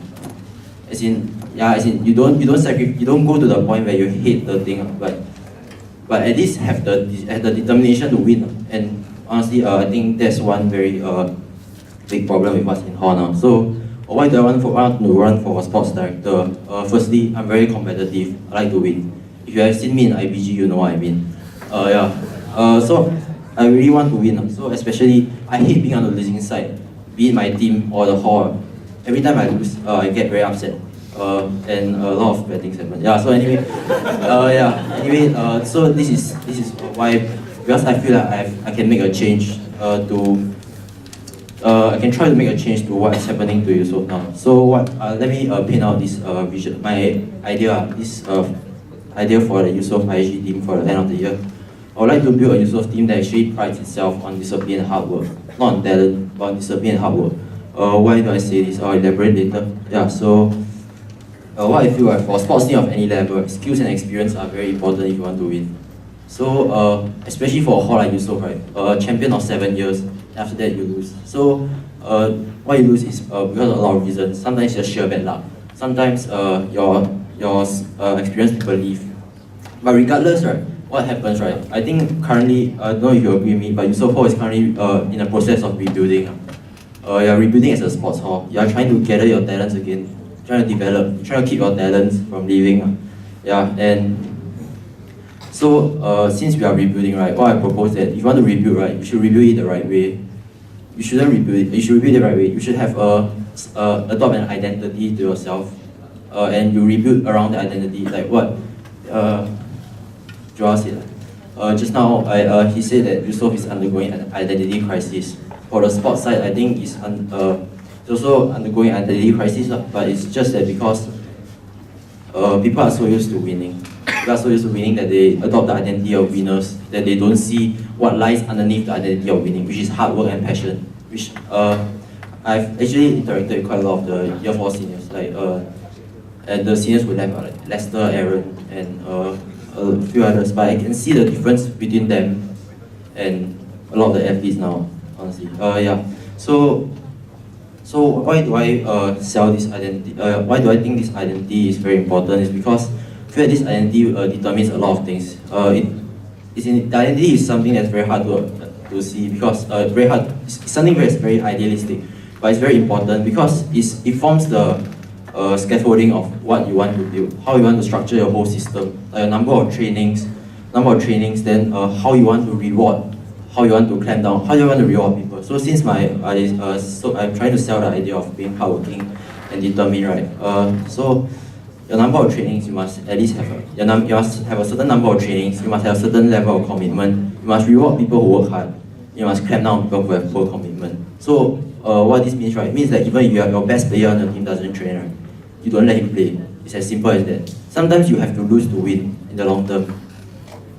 Yeah, I know this sounds a bit counterintuitive. Like this might cause us to lose our IG for a few more years, but I think that it's something that's absolutely necessary if you want to go about rebuilding a team. So I might ask, what do I know about rebuilding a team? So let me share something from my JC experience. I captained my team in JC.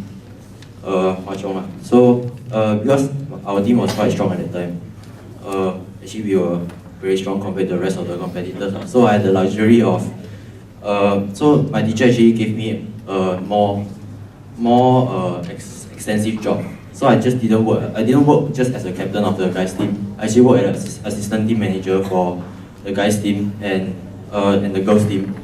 So what I had to do, I had to plan trainings for them, decide training venues, plan gym program, plan study sessions. Yeah, we have study sessions and this kind of stuff. There are a lot of stuff to do. Yeah, so this gave me a lot of a whole new perspective to the idea of managing a sports team, which is very hard.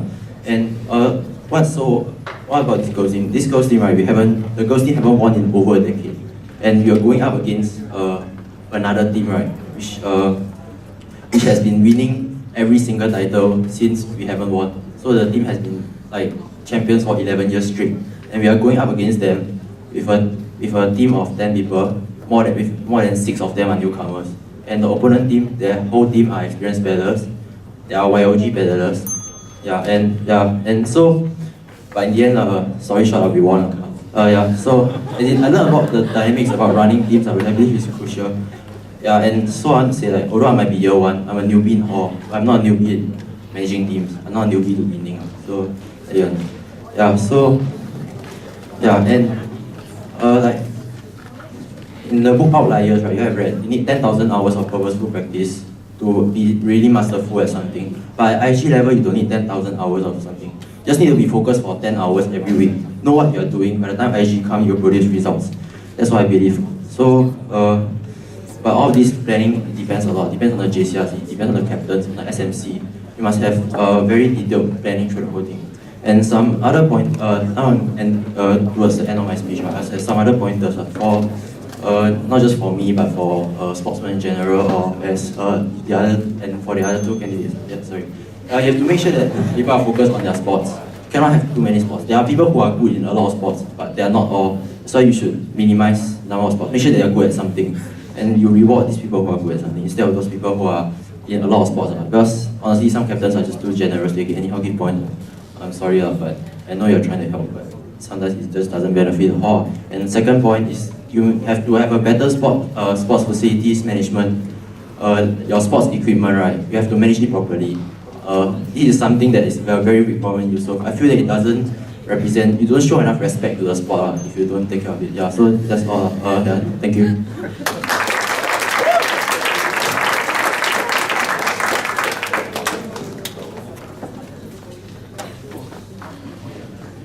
Thank you, Henry. Next up, our second candidate for the position of Sports Director, Justin Ong from C417. His proposal, Ong Zhihao, E403, and his seconder, Ho Zhenyong, C415. Can we have Zhihao to say a few words about Justin? Okay, good evening, Yusof. I'm Zhihao, E403, second year in Chem Eng. Okay, so today I'm here as a proposer for Justin to run for Sports Director. Okay, actually this proposal thing is quite a hard job for me, so I'll just keep it short. Okay, two things I want to share about Justin, but both in the form of a story. So number one, there was one day I was walking on the bridge back to my room from the dining hall, and then I chanced upon Justin just outside E2, and then he gave me this thing called a lemon blueberry cake. Then he said, hey, try this. Then okay, I tried. Quite nice. Then I said, hey, who made one? He said, oh, I make it myself. Then, oh, nice. To quote him, he said, wow, even I myself also didn't expect I can make something so nice. Then, okay, moral of the story. What I see from this is not just a piece of cake. It is more than just a piece of cake. It is, I see passion. Okay, he made it for someone. Okay, I see passion, I see love. Okay, number two. Okay, the second story comes, okay, one day I was just wandering around C4 and then I saw this topless guy walking around. Masculine body. And then I chanced upon this very unique feature on his body. Okay, I don't know, this a figure of a cat. No, not a cat. Something similar to that. Okay, but that's not the point. The point is that on the cat it comes love and loyalty. Okay, love and loyalty. Okay, that's the main point. Okay, so from this I can tell that Justin is a very dedicated person. Okay, he will do his best if he's passionate for the things he likes to do.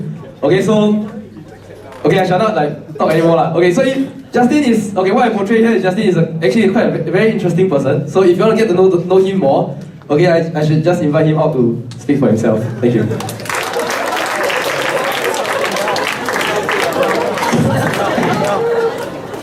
Let's go.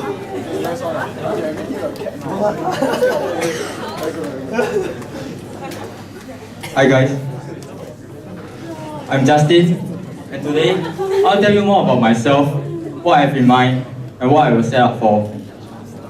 In year 1, I was very involved in sports. I was in SMC programs, I was in Yusof IHG competing, I was a DM, I was in some sports. And like everyone else, I feel a lot for IHG. But in year 1, I did not run for the sports director because of 2 reasons. First, my lack of experience. Because I don't want to take on something that I'm not very sure as a year 1. Second, because I do not have a full picture of what I'm going in for, I'm afraid that I will lose passion along the way. In year 2, together with Charlene, we co-head SMC under Arun. And this year, I have the experience. I understand sports in hall much better. I understand much more about what the sports they need to do. In that sense, I'm ready to contribute even more. So this year, SMC is more organized. There are higher frequency of activities and plans roll out. But I realize SMC and the sports director are limited. In any scenario, you need both sides to clap. You need the sports side to react. In other words, attendance and commitment, like what Harry has said, wasn't at its best, like all the years. I believe that the sports... Yeah, but and also credible, everybody knows. Okay, anyway, I'm Charlene, a year 2 new media major student. Today I'm running the position of a sports director. To begin, let me first outline my vision. My vision is to build a strong sense of community and to emphasize process over results. Firstly, I want to build a community where everyone has a role to play in the sports scene, regardless of an individual's ability or talent. You may not be the most talented person on court, neither are you the fastest runner in the field. Or maybe you have never stepped on court to play a competitive game before. But there are so many other things that you can do. Just like how DP needs dancers, needs backstage crews and audiences, IHG needs sportsmen, SMC and supporters. Everyone in Yusof has a role to play, regardless of whether it's from DP, sports or other things in Yusof. And that's just because we are all part of the big Yusof family. Secondly, I aim to emphasize the process over results. Based on what I have noticed this IHG, I feel that Yusofians are too fixated over the results. We are trying too hard to protect this title, like our positions among the other halls. Yet, we often neglect the fact that IHG title is not meant to be protected, but earned. We are blinded by the results, putting the wrong emphasis on the results instead on the process. Every year, IHG is a fresh new start, with new teams and new opponents. It makes a brand new competition. No one ever said anything about needing to defend a title. The goal is to fight for the title. So, what does IHG mean to me? IHG is a place where we, as one Yusof, fight hard together with other halls. It is a place where we, as sportsmen, need not fight a lonely battle, knowing that there's a support from the rest of the hall behind, regardless whether it's from SMC or supporters of the sidelines. It's a joint effort by every Yusofian, not just those on court. I believe the victory is meaningless when you have no one to celebrate it with. IHG is also a place for development, where the process is more important than the outcome. No, I'm definitely not saying that winning is not important. Like, IHG champ is still our goal. But if you look at IHG as an equation, where input plus process give you outcome, and your input is the talent pool that you are getting, the process is the training and your preparation for IHG, which the outcome will supposedly we aim to achieve is the champs for IHG. Logically, if you put the best input in and you maximize the potential for your process, logically you should have already gotten the best output, which is the champs. But yet, many a times we get so fixated over the results that we do not put in the right input, or we do not maximize the process. Without these two, there will not be anything meaningful coming out of it. This year, if elected, I want to enable Yusofians to maximize their potential in the sports scene, where the results of our game reflects our true potential. There's no such thing as being excluded from the sports scene just because you feel that you cannot do anything to contribute. Yusofians will be enjoying things that they do, be it training, in SMC, or as a supporter because they are not doing it for themselves. I want us to stand together through tough times and training, and to give our very best to those who stand with us in the sun, cheering their hearts out. To achieve this, of course, is like what many of them has already previously said, is through bonding. When you fight with people, when you have people that you are willing to fight for, everything else will be easy. Of course, captains will play a very important role in this because you are the direct person who are interacting with them. In this process, the emphasis would shift from the result naturally towards the journey of IHG. Finally, why me? I really hope to be able to play a part as a sports director in the coming year. With a year of experience in SMC, I have gone through the process of IHG from the management side. I may not be very experienced like Justin, who have been in the committee for 2 years already, but I will put in everything I can to make the best experience for the hall. I am willing to seek help from others. I am open to feedbacks from people. I will take time to fully understand how things work in SMC. However, I believe that there's one strength that I have, which is that I'm a very people-oriented person. I'm approachable and I enjoy working with people. I put others ahead of me as a motivation to work hard. As a sportsman from young, in both individual sport and team sport, I understand how it feels like to win, to lose, to have the drive of fighting for the people I love around me. I know how painful it is to be dragging your feet down to training all the time, how lonely it is to win but yet have no one to celebrate with. This is not something that I want all of you to experience.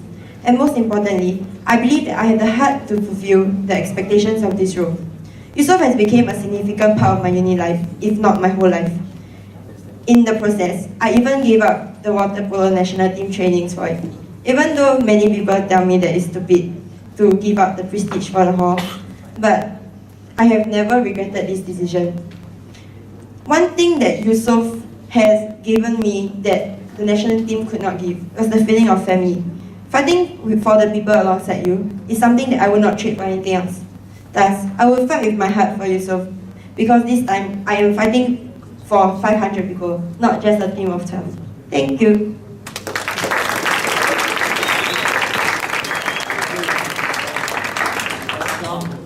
This question is for Charlene and Justin. You guys were the vice, no, but it's for Charlene and Justin. So you guys were the vice sports D last year, and yeah, this year. And I just wanted to ask, like, how would you rate your performance as the vice sports D of Yusof Hall, like during this period, especially during IHG, like maybe because as a vice sports D, I would think that you guys have some sort of power and influence, especially when it comes to IHG. So like, how would you rate your performance, and also like maybe share with us your evaluation of your performance and whether you would have changed anything. So if you were to be like sports D this year, like what would you have done differently? Thank you. Thank you, Ned. I start first. Justin here. I think I'll give myself 8 out of 10. First, I feel I did not do what I can. I cannot maximize what I can do because I'm limited by my position. There are some things that are out of our control. And I think it's unfair to just judge us based on one score, because in any team, it's about the dynamic. So in the team of us, it's how one work as part of that team. But why I give myself 8? Because first, I think I'm very prepared. When I was in year 1, I already started thinking of running. I talked to a lot of different sports leagues, and I planned a lot. Planned a lot in terms of what we want to do and the programs that we want to lay out for Yusofian. And I can say I'm quite organized. And why I did not give myself the last 2? Because I realized, like what I said just now, Sports D and SMC is limited by how the sports react back. And one thing that I have sort of failed to do is to reach out more to the sports people. That's why when I say in my rally just now, if I'm a sports D, I want to place emphasis on the important people in sports. Yeah. Okay, for me, I'll rate myself 7 or 6. Because honestly, I'm not as experienced as Justin. I did not do much reading up before I entered SMC, to be honest, because I've never expected myself to pick up the position of a vice. And Arun approached me like quite last minute, I think almost the start of the first sem. So by the time I entered SMC, like Justin and Arun have already like more or less set the direction of SMC. So when I came in, I was like trying to like pick up the ropes. I was trying to understand how the system works. I was trying to like follow up with their footsteps basically. So like I feel that I could have done a lot more. I will be able to do a lot more this year, because now that I understand the rope, it's not something that is like limiting me of the things I do. But one thing that I feel that I probably had done very well, not very well, but I have contributed to SMC is my connection to the people in hall. Because as y'all know, I I played quite a number of sports. I played quite a number of sports in year 1, but because of an injury, I was limited to the number of sports that I could play this year. So I kind of more or less have interacted with quite a lot of sports people in hall, or okay, maybe even beyond sports. So like I was a platform where people like I get to know what things are happening around people. People come back to me as a link to SMC so that I can like get their feedback, like ensure that their feedback is being heard by the SMC. Yeah. Okay. Okay. Can. Zhen Yong has a question.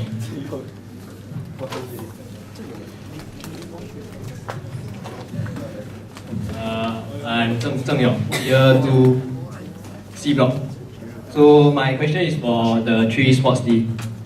And the question is, if you are elected as sports D next sem, what would you like to convey for Yusof Hall to the other hall sports D? And what would you want to fight for Yusof?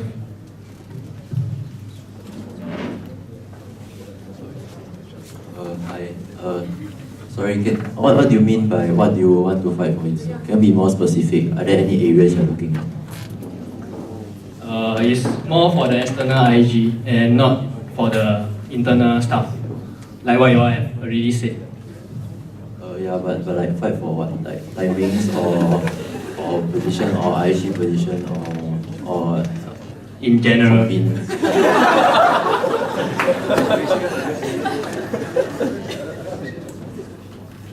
Sorry, so there's 2 parts to the question, right? First, the second one is what you all fight for. The first part is what again?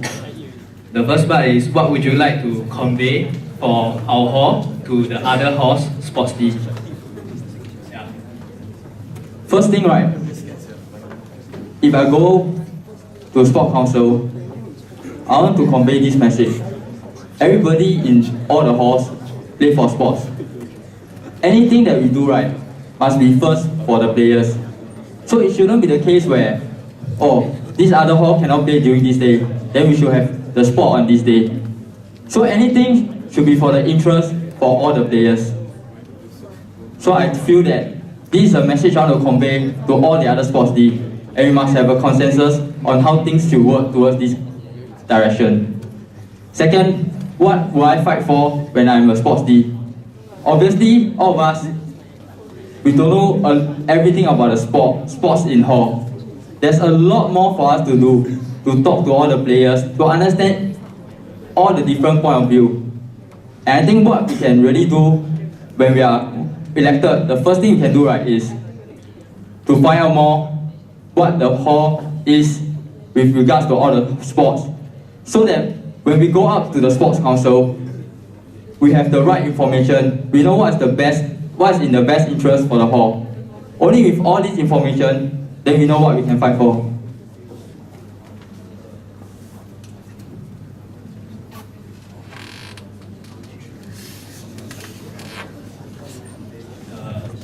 Okay, for me, I want to convey the message that Yusofians are not to be messed with. Like the past, I don't think that our last IEG was a true reflection of our true self, like our true potential and strength. So, and like as what I said earlier, every IEG is a new fight. So, I want the other halls to know that Yusofians are still a threat to them in getting their title. Yeah, we are not to mess with. Then the second part of the question is what I would fight for. Okay, basically, like I believe that every IHG is a different situation, like very different scenario. So I will not be able to give you a definite answer now because your teams are not formed, our strengths are not identified. So this one we will wait for further to see what Justin said. As a sports D, we will definitely be fighting towards our strength. We will definitely be pushing for the best for our sports teams. Yeah. For me, honestly, I haven't considered that thought before, because about what image we want to portray to others. Because honestly, I think that we really have our hands full with internal problems. So yeah, but I think both of them has said a very good point, is that first thing we have to let other halls know we are down but we are not dead. Yeah. But the rest of what can we fight for, I think like Charlene said, it really depends very much on the circumstances, on what the hall needs us to do. Like Justin said, we do it for the interest. Yeah, I think that's my answer. Thank you. Okay, anyone has any question for other candidates? Can we ask first? Okay, Suren. Hi, I have two questions for the PADs. So there are multiple committees that you're in charge of, some that you might not have any involvement in or any knowledge of. So what are your plans to bridge this gap?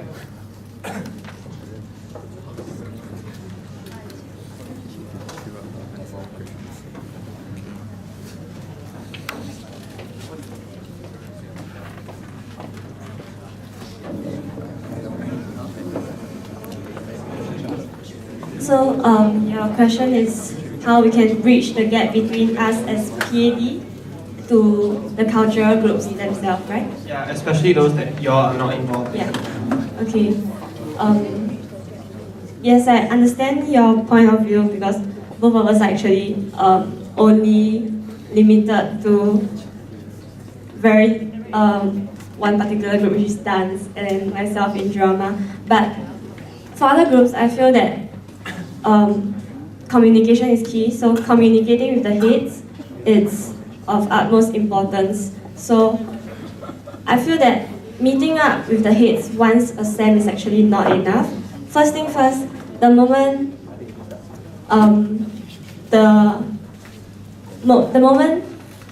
the PAD is elected, and we should have a combined meeting whereby all the cultural groups come together, regardless of whether your head for the next academic year is set. So with or without your intended successor, there should be a meeting conducted whereby all basically is more for the elected PAD to understand more about the different cultural groups, the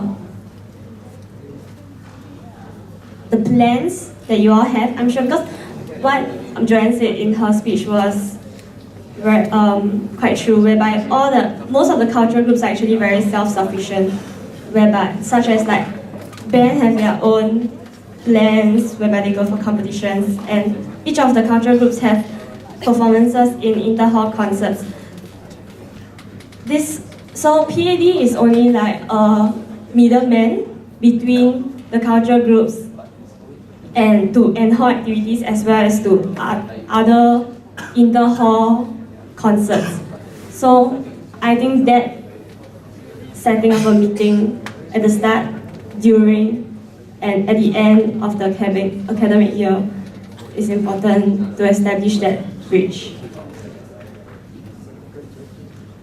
Okay, actually I didn't mention it about this, but as for the communication wise, I'm actually, because I'm CMC head now, but me and Afika actually had plans that to put one representative from each of the cultural groups in CMC, but it hasn't been working out very well, so I'm actually looking to solve this issue, which I have heard from Afika, and I've spoken to friends from other halls, and they have this very well established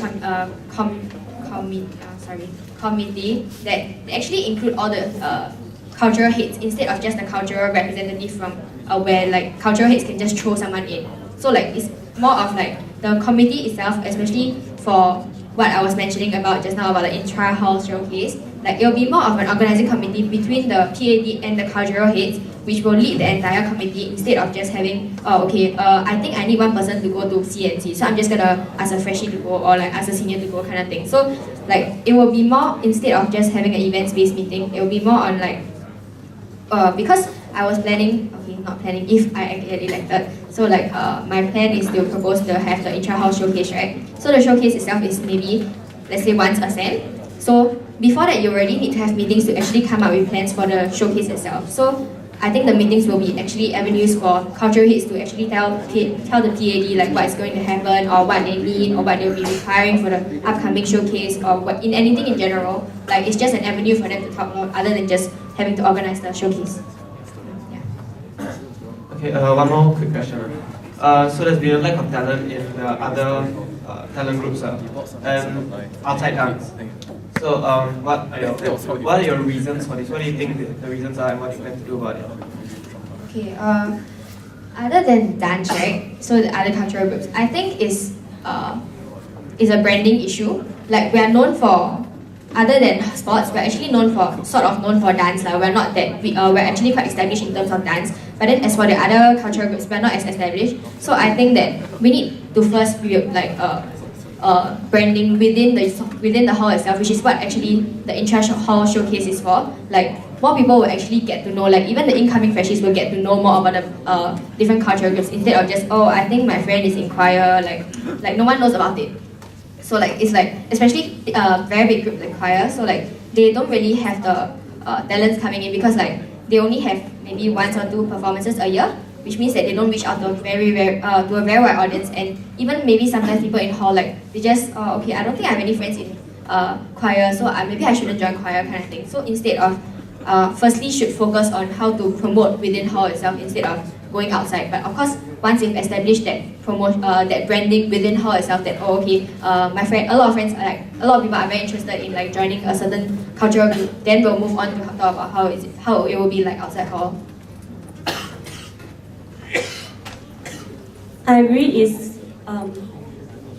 the branding issue. So because what happens in cultural groups in Yusof is that freshies see it as an interest group, not so much of like towards as a CCA which has potential to become a very big part of their whole life. They see it as just a minor CCA as compared to like sports or dance. So this is more of, I think this is crucial during the recruitment phase, whereby it's more of how the different cultural groups brand themselves and sieve out talents within freshie, because freshie intake. So I think because these cultural groups, the survival of it is largely based on the talents that you can recruit. It's very difficult to hold on to members who are not interested and unable to commit. Because to say the truth, between a cultural group and playing a sport or dance, definitely the cultural group CCA is first to go. And I think that's where the branding issue comes in. So if anything, I have not thought through exactly how to solve this problem, but definitely it is during the recruitment phase and not later than that. Thank you. Kenneth?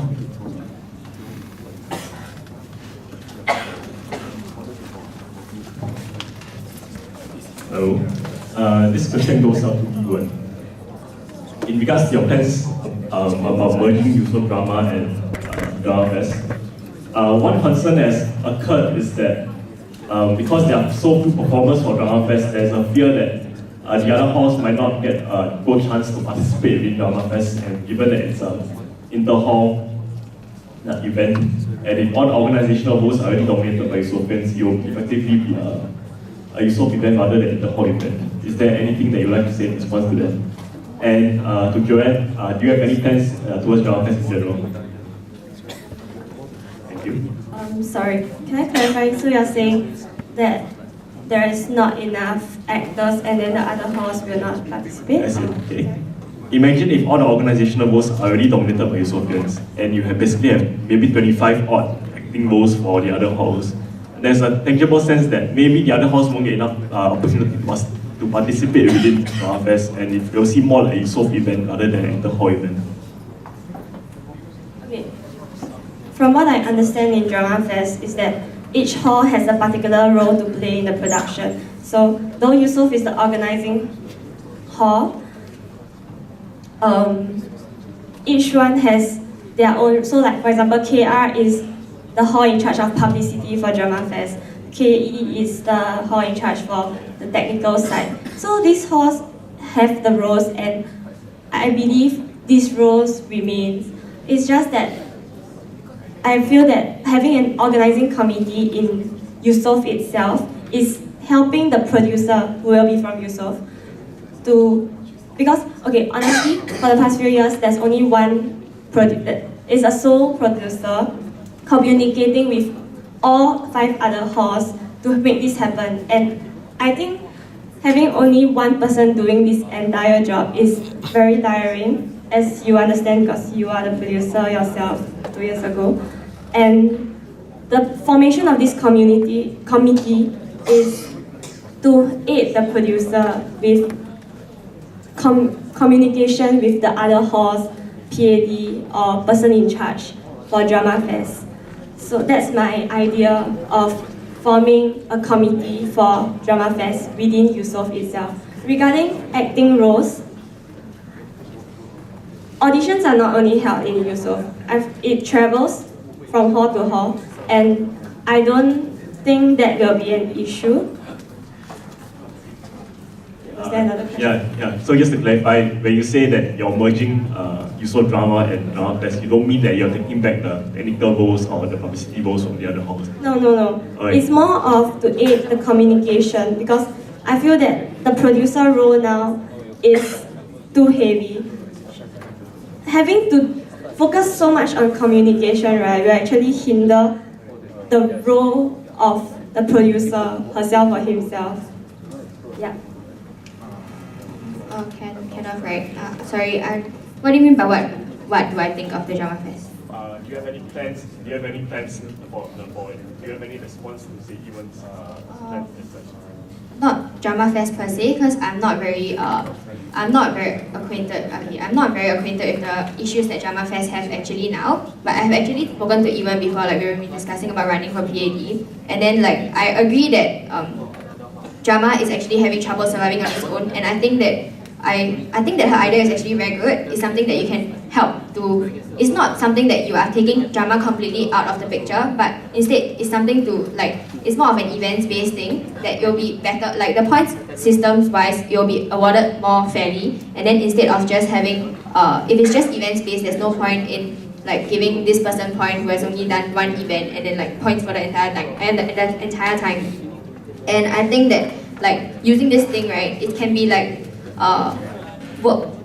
Okay, in order to, because the actors will still be coming from Yusof themselves, right? Like the actors, all halls, but actors can still be coming from Yusof themselves. So it doesn't have to be I have to be in drama club to be this particular to join Drama Fest. So actually, in terms of committees, in terms of the Drama Fest committee wise, we can come up with workshops for drama for people who want to actually try out drama. And I know that for a fact that there are actually a couple of dancers and other cultural groups people from other cultural groups that actually wants to try out drama, and they don't really have the avenue to. So I think the workshops, right, doesn't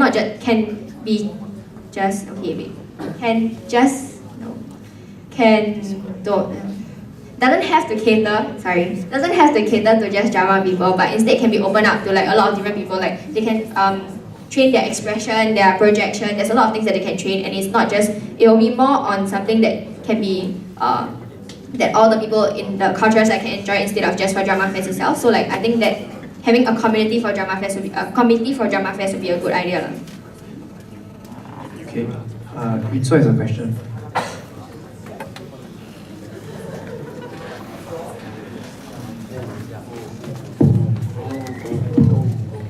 Hi guys, so year 3, sorry, C block. Okay, so my question, I have a few questions actually. First one for Henry. Okay, you mentioned in your speech, right, that to be a sports D, you need the skill and the experience. Then after that, you substantiated your point by giving us a list of what you did in JC. But is it fair of me to say that I think being a sports D, the job scope, the experience you have is slightly different, and actually will be very much different from what you experienced in JC. Okay, yeah, so he acknowledged, just don't look at me, he gonna say yes, okay? So my next question is this. The other 2 people running, right, the people who are the vice SMC heads, okay, they have plenty of experience, they know all the things, they know all the mechanics, okay, they know what is needed. So what do you think that you have that can actually take the edge away from those 2?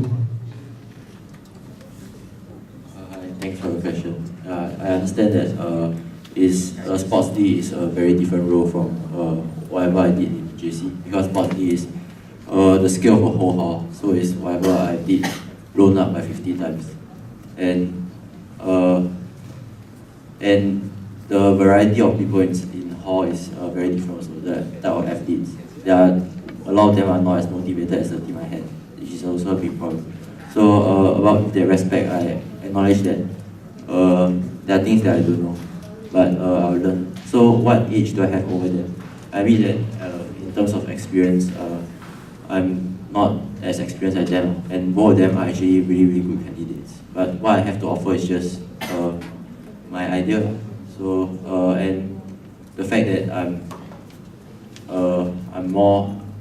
less how do I say? I'm less weathered.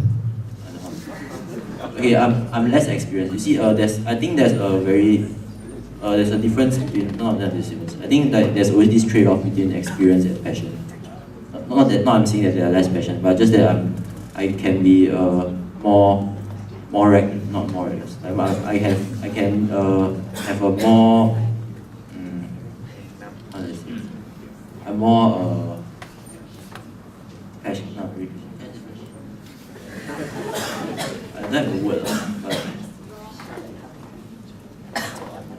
it's just that I have the fire. My fire burns more reckless. I don't know how to put it up, but I will get out of it. But I acknowledge that I don't have a definite age over them, because both of them are also very good candidates. Okay, thanks. Okay, then my next question goes to Justin and Charlene. Okay. Okay, these two people have worked with me for SMC, right? It's getting late, so keep answer short. If not, I won't listen also. Okay. There's Hazel here also. Hey, is Hazel still here? Okay, there are a lot of the subcom heads that you have worked with, and I think it's fair to say, this year after we work, right, some of the things that did well were also largely due to the subcom heads being very dedicated. I think we were, no matter what problems, I think we strive through them quite well. Not me, like Gary. Okay. But then the thing is, we weren't very united. Okay. There was no main goal, like throughout different phases of our IHE campaign, like preparation and also in the middle. Okay. It was quite defragmented, which what the SMC shouldn't be. There's communication breakdown, we didn't know what each other was doing. The subcom heads also were not sure sometimes what the main com was doing. And when the message was relayed down, we literally we were so perplexed. Okay, so my question is, how can you prevent this from happening next year? Okay, I just want to know what. Okay, and if you don't have an answer, you don't have to give it now. Okay, I'm okay. Wait, I hope you can give the answer to me later. Okay? So if you do not answer, don't give me a crappy answer because I won't take it.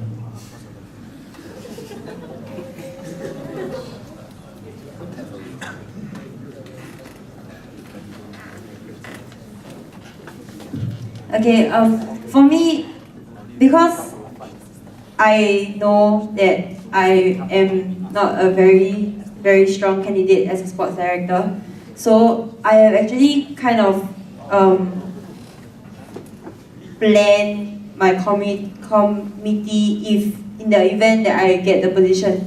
So when I approached each and every one of them that time, when they asked me what the job scope will be, I told them, other than the thing that they are supposed to do, I told them another thing, which was I expect all of them to be involved in decision making. Because what I feel this year, why there's a very big divide between the subcom heads and the main com, is because it was actually kind of, due to time constraints also, it was actually kind of a top-down approach where main com give instructions, then the subcom heads just carry out the instructions.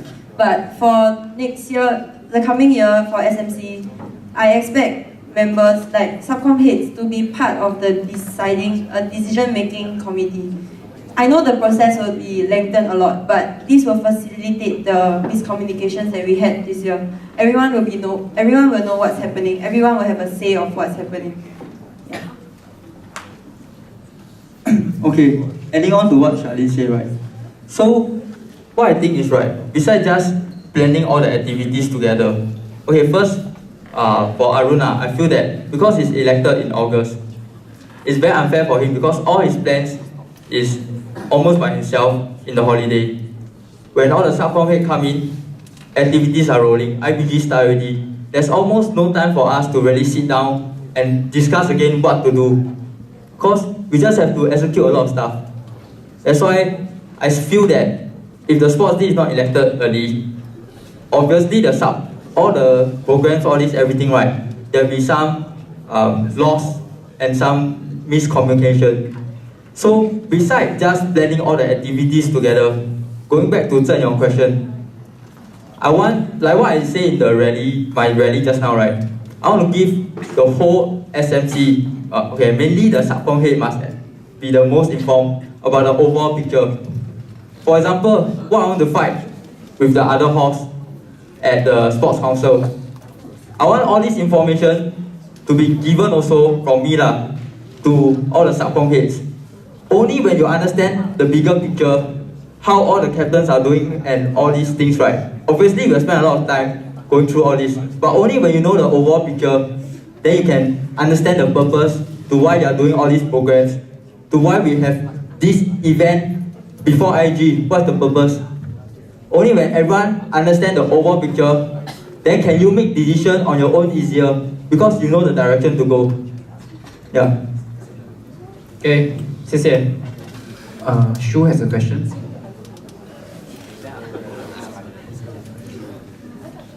Shu.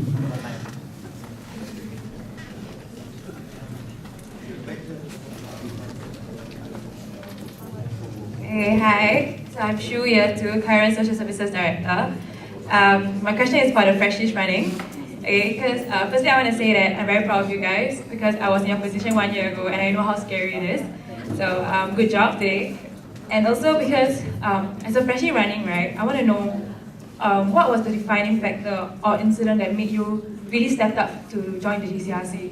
Because I feel that it reflects the way that you think, reflects who you are, and also it helps to sell yourself, especially to the seniors. Okay, thank you. Who would like to go first? Chester. Okay, I'm going first. Sorry. Okay, what made me consider to run for JCRC? I thought about this role for quite wholesome actually. I'm not a sports person. My frisbee captain can vouch for that. I suck at it. Not bad lah. I always hear, hey, fuck you up, Chester! Okay, never mind, that's aside. Apologize for the... Okay. I'm not good with cultural. I can't dance. I can't sing. I have to admit it. What I have to offer to this hall is only my commitment. This is what I've been doing for the past year. I've been committing to committees. Sorry to a rather weird usage of words. That's the only thing I can do. I think that if I were to stay for another year in hall, I want to try to give back to the hall as much as I can. And the best way I can do it is by committing my time and effort through running the JCRC. So this is what actually convinced me to run for the JCRC.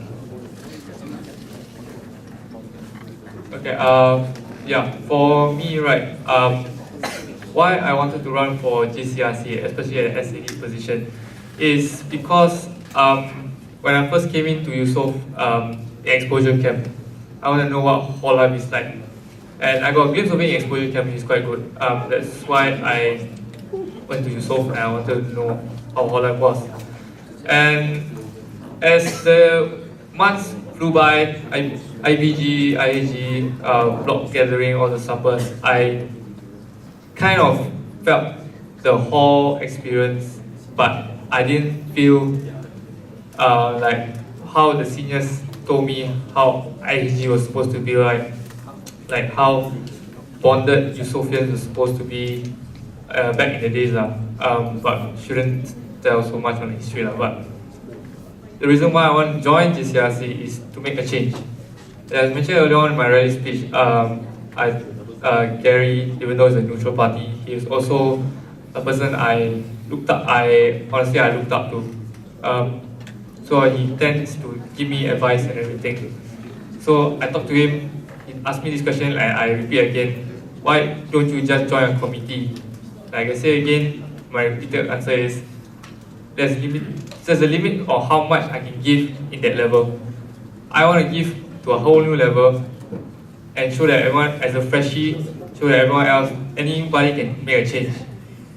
Anybody as bad English as me or a minority like me can step up and actually represent General Yusofian I think that's what really motivated me to run for JCRC. It's the small people that actually make the change, has the ability to make a change. And I want to prove to every one of you that I can make a change. And also for, I think my fellow freshies also, as the capabilities, also believe in what I think I've just said. They have the capabilities, they believe they can do so. That's why we are up here talking to you guys. And we have the confidence in telling you that we want to change, we want to help you all.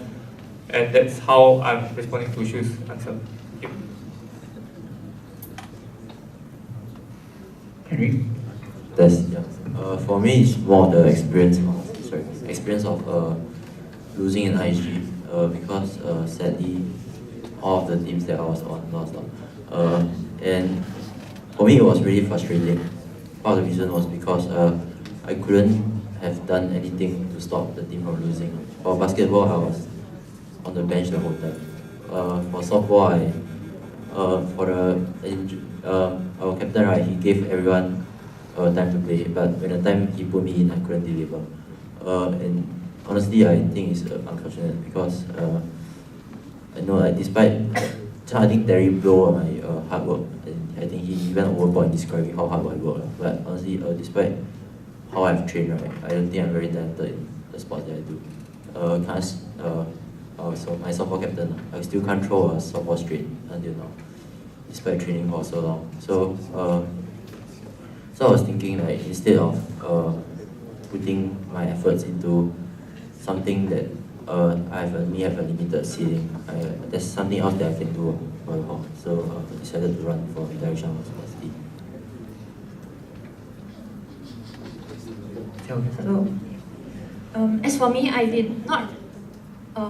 have not really considered like running for JCRC before, but then during towards the end of the semester, Jia Jing, the current financial director, approached me and asked me to consider.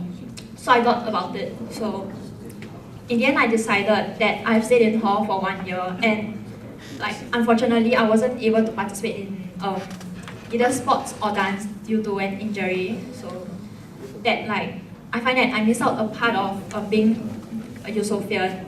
So I thought about what else can I offer back to hall.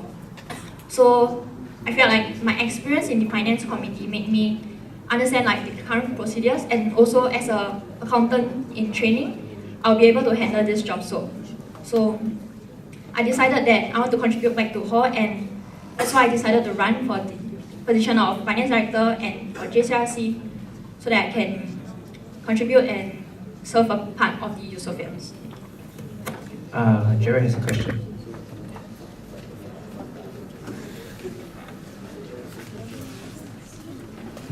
Actually, I have two questions, but we'll do one first, then we can come back to the other one later. Okay, so this goes out to everyone who this may be concerned to. It's regarding the point system, because that's what you all been harping on a lot, this particular two rallies. So, in regards to the point system, how many of you were actually involved in point systems? In other words, giving out and awarding points. So, if you have experience in this, you can answer this.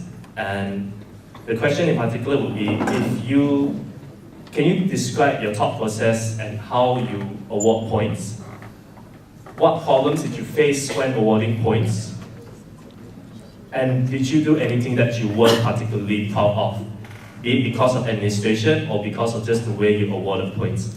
So this goes up to any of you. If you've awarded points before, I'd like to hear your opinion. Thanks. Okay, so I answer first. Okay. I'm HPB head, so I give out to all my minions out there. Okay. One thing, my thought process of giving to them is at first I look at them and I look at the points I can only give them, which is only 8. It's a very sad amount. Seeing all the other comms and all the other sports are able to inflate, I did not inflate. It's because we do what we deserve. And although I think we deserve more, I follow the constitution, which says it's 8, and I give 8. For the more hardworking one, like all my comm heads, and I will give 2 more. Like treasurer, I give 2 more points, and for secretary, I give maybe 1 or 2 more points. And for those who actually work harder, I also give 1 point. And I feel that that's what makes me sad. Initially, I didn't want to give everybody 8, but because of inflation, I have a part to protect my members, and I can only give 8, and that's the best protection I can give them, which I'm sad to tell them. So you look at Jen Yang, he's smiling like sadly there, because he did so much, then he just allow only 8. Yeah, but that's my thought process, and I hope, because it's throughout the whole thing, and I hope that once if I'm elected to become vice president, this will definitely stop, because it's unfair to everyone. You cannot just inflate and then in my case, my members suffered. I offered the best protection I can give them, and if I become VP, I'll definitely not allow this to happen. Thank you. Yeah, for myself, I was a softball cat, as you guys know. So initially, when my thought process when I give out points was solely based on attendance and a bit on attitude, but majority on attendance. That was when I did the midpoint review. But after I did the midpoint, then I had a lot of feedbacks that a lot of people are inflating points, as what Christian has said. And I have a duty to protect my softballers, as I need them to stay for next year. So what I did was also to inflate the points. And JCRC wanted to enforce the bell curve. So what I did was, the better players, actually I gave them higher points, although they did not come for that amount of training, which I think I'm not very, very proud of, but I have to do it because I have to protect them for next year.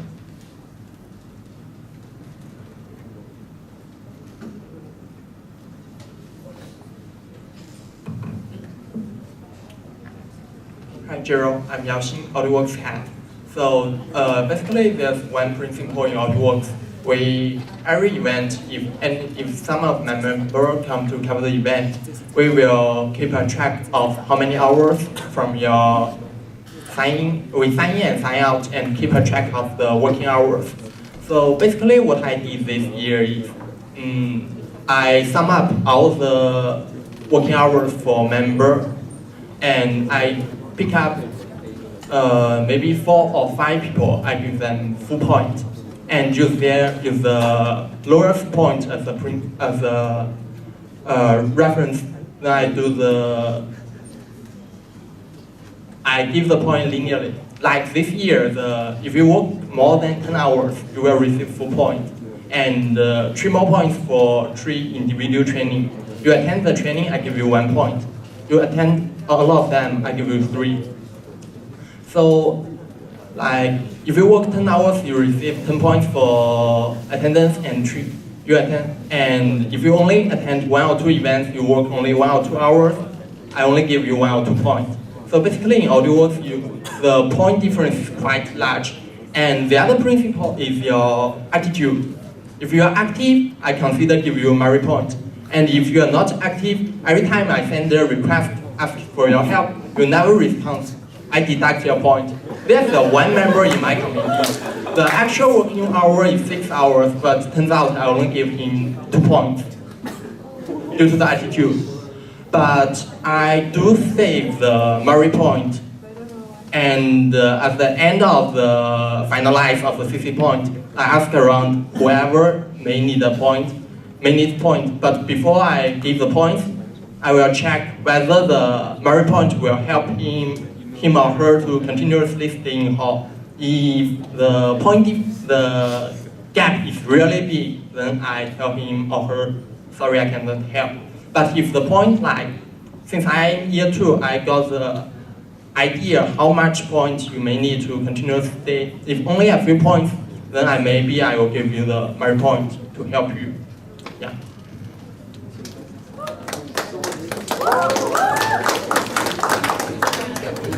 I'm sorry, I actually have something to add on.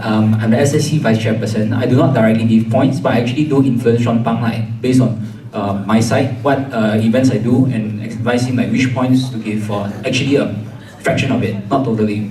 I just want to bring out the point of problems of giving out points. We, in SAC, right, we are a whole year project. We do not stop. There's a problem once the finalized result comes. Once we hit that mark, no one has the incentive to ever come down for any form of meeting. In fact, subsequent special supper is not really held by, organized by members. Actually organized by the heads.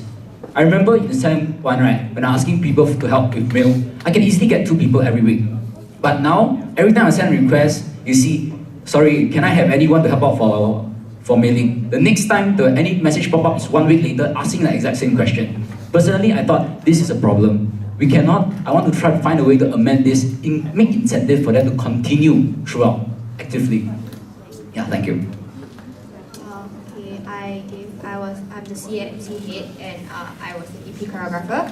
And I didn't really have much issue with the CMC because they're all really relatively very competent. So like I gave them full points. But my main issue was with DP because I had problematic dancers and I cannot give them like less points because I think it's a transparency issue. I cannot give them less points because of the things that, because of their attendance, but their attitude is not as, there are definitely people with attitude much better than theirs and I have to give them lesser points perhaps maybe for more legit reasons like work or like they need to, maybe there's some overseas things which, as in like they are legit reasons but because of attendance wise, so I cannot give them any lower points. Like that's like, it's like it's very conflicting. Then I don't know what that's my, that's the problem that I actually faced when I actually awarded points for DB. So that I think is something that can be avoided or maybe like we can try and solve it as a PAD.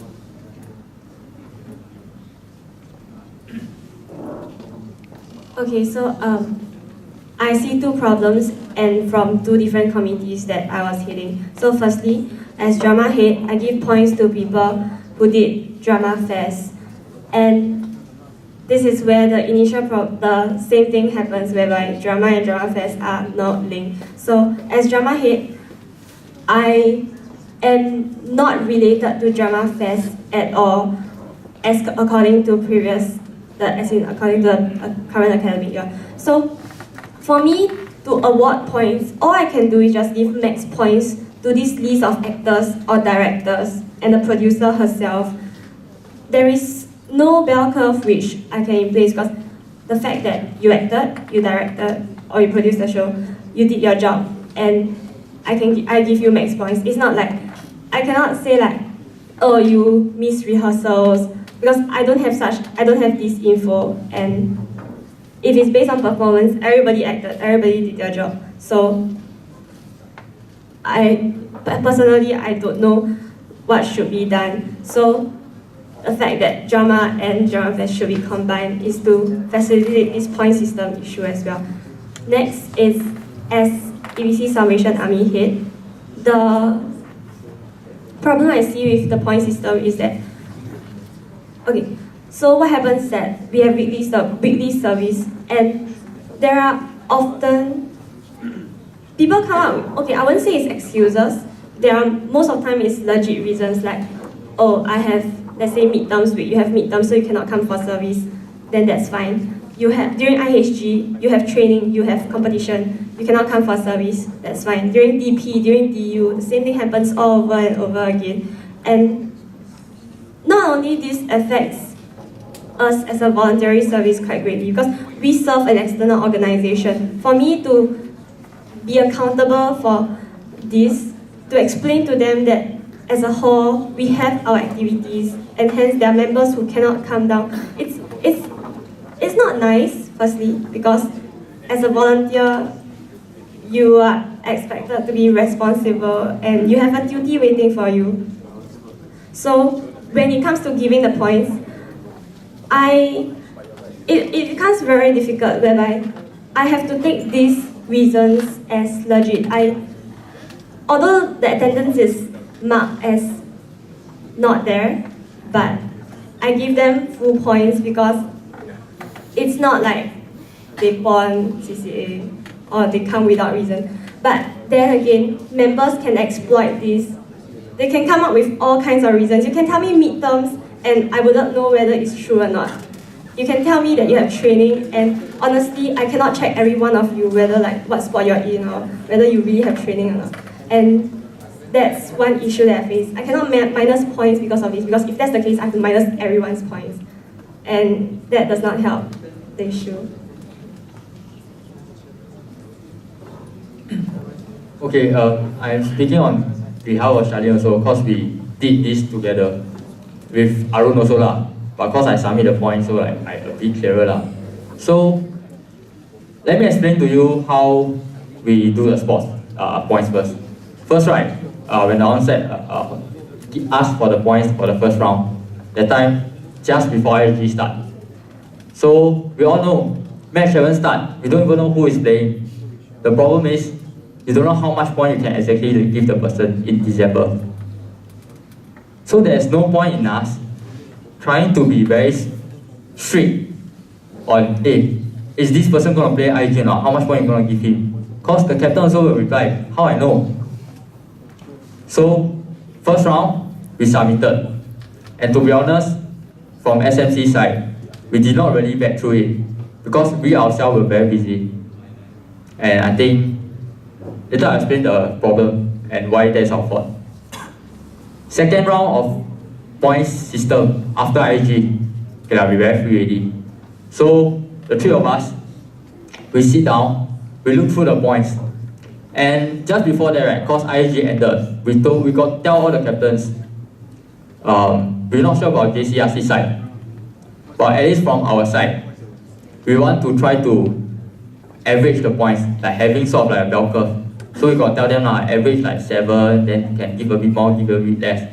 But we also explain, at least from what JCRC tell us, the max point thing, so that nobody go and like all max points. When the points come in, the three of us sit down together and we will look through the sports. And when we look through, we will look through every single person. But obviously we are limited by the fact that we do not know every single person. And we do not know whether like the captains really give them the points according to like what reasons lah. So obviously, what we can do and what we did, right, we sort of like try to bell curve each of the sports. So meaning like, let's say this sport, right, give all max 1, right? So we lower it to be similar, so the average is similar to another sport. So that's what we tried to do from SMC side. On the other hand, obviously, we are quite involved in sports.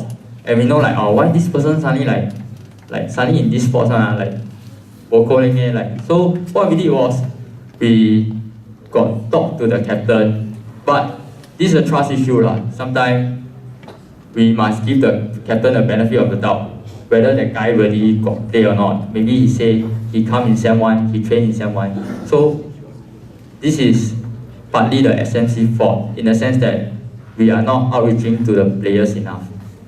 So that is the procedures. Going back to the problem, the very reason that I feel why the points are inflated. When the first time that we submit the points, what happened? Nothing was back through. The captain just give according to what they want to give. So everyone see the interim, oh, I got this point, I got that point. Why everybody inflated?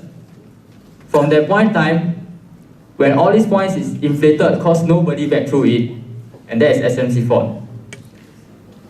Things start to go haywire. People start to ask for more points. Hey, why this sport got so much error? I also want more point. So I think what we can do, whoever is the sports day or any other com, the first interim, the first point system, obviously the JCRC side, the secretary, all this, you have to ask for the points early. You need to give the criteria early, so that all the comms have more time to allocate properly. Obviously we got DP and IG, don't give us like 1 week before lah. So if they have more time and we can back through it properly, the first interim is more accurate. People won't have to worry so much. There won't be so much problem escalating out. Yeah. Thank you. You can answer the question then after that. Behind.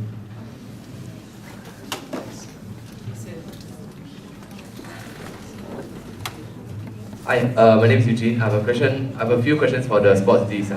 Okay, sorry. Okay, quite fast. I just want to know your take on stuff. Okay, so I'll just share my experience as a frisbee capper. Okay, so we had a very novel initiative of introducing fun sessions. So to cut the long story short, so there are many people who are maybe not very good at the sport so they have been coming since fun session 1 all the way until the training before we cut the squad. And let's say that there's another teammate who is quite good, but he doesn't put in as much effort. He doesn't regularly come down for trainings and stuff. So I think one of the problems I faced in cutting the squad was deciding which of the which of the people to pick. So I would like to know your take on this, because you guys have been emphasizing on enjoying the process instead of fixating on the results. Okay, which also leads me to my part B of my first question is, if we are enjoying the process without being results oriented, how are we different from other halls? Because many of the freshies who come in, they will know yourself as a sports hall who is primarily focuses on sports. And if you come in and you are just promoting everybody to try new sports, and in the end, if you are going to say that, if you are going to emphasize the process but still not going to pick the person who has very good attendance but is not skilled at the sport, then I don't know how that coincides with your vision. Okay, my second question is on the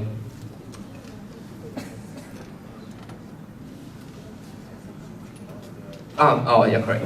Okay, when you all say you all want to emphasize more on the process of IHG, right, during the preparation phase, I'd like to know what you guys think the captains could have done to allow people to better enjoy the process. Yeah, I hope you all have more practical ideas other than organized team bonding or like asking your members how are they. Okay, oh yeah, so, okay, second last question, sorry, yeah, guys. Okay, I really just want to know. Okay, let's say you have a very important sportsman. Okay, quite important.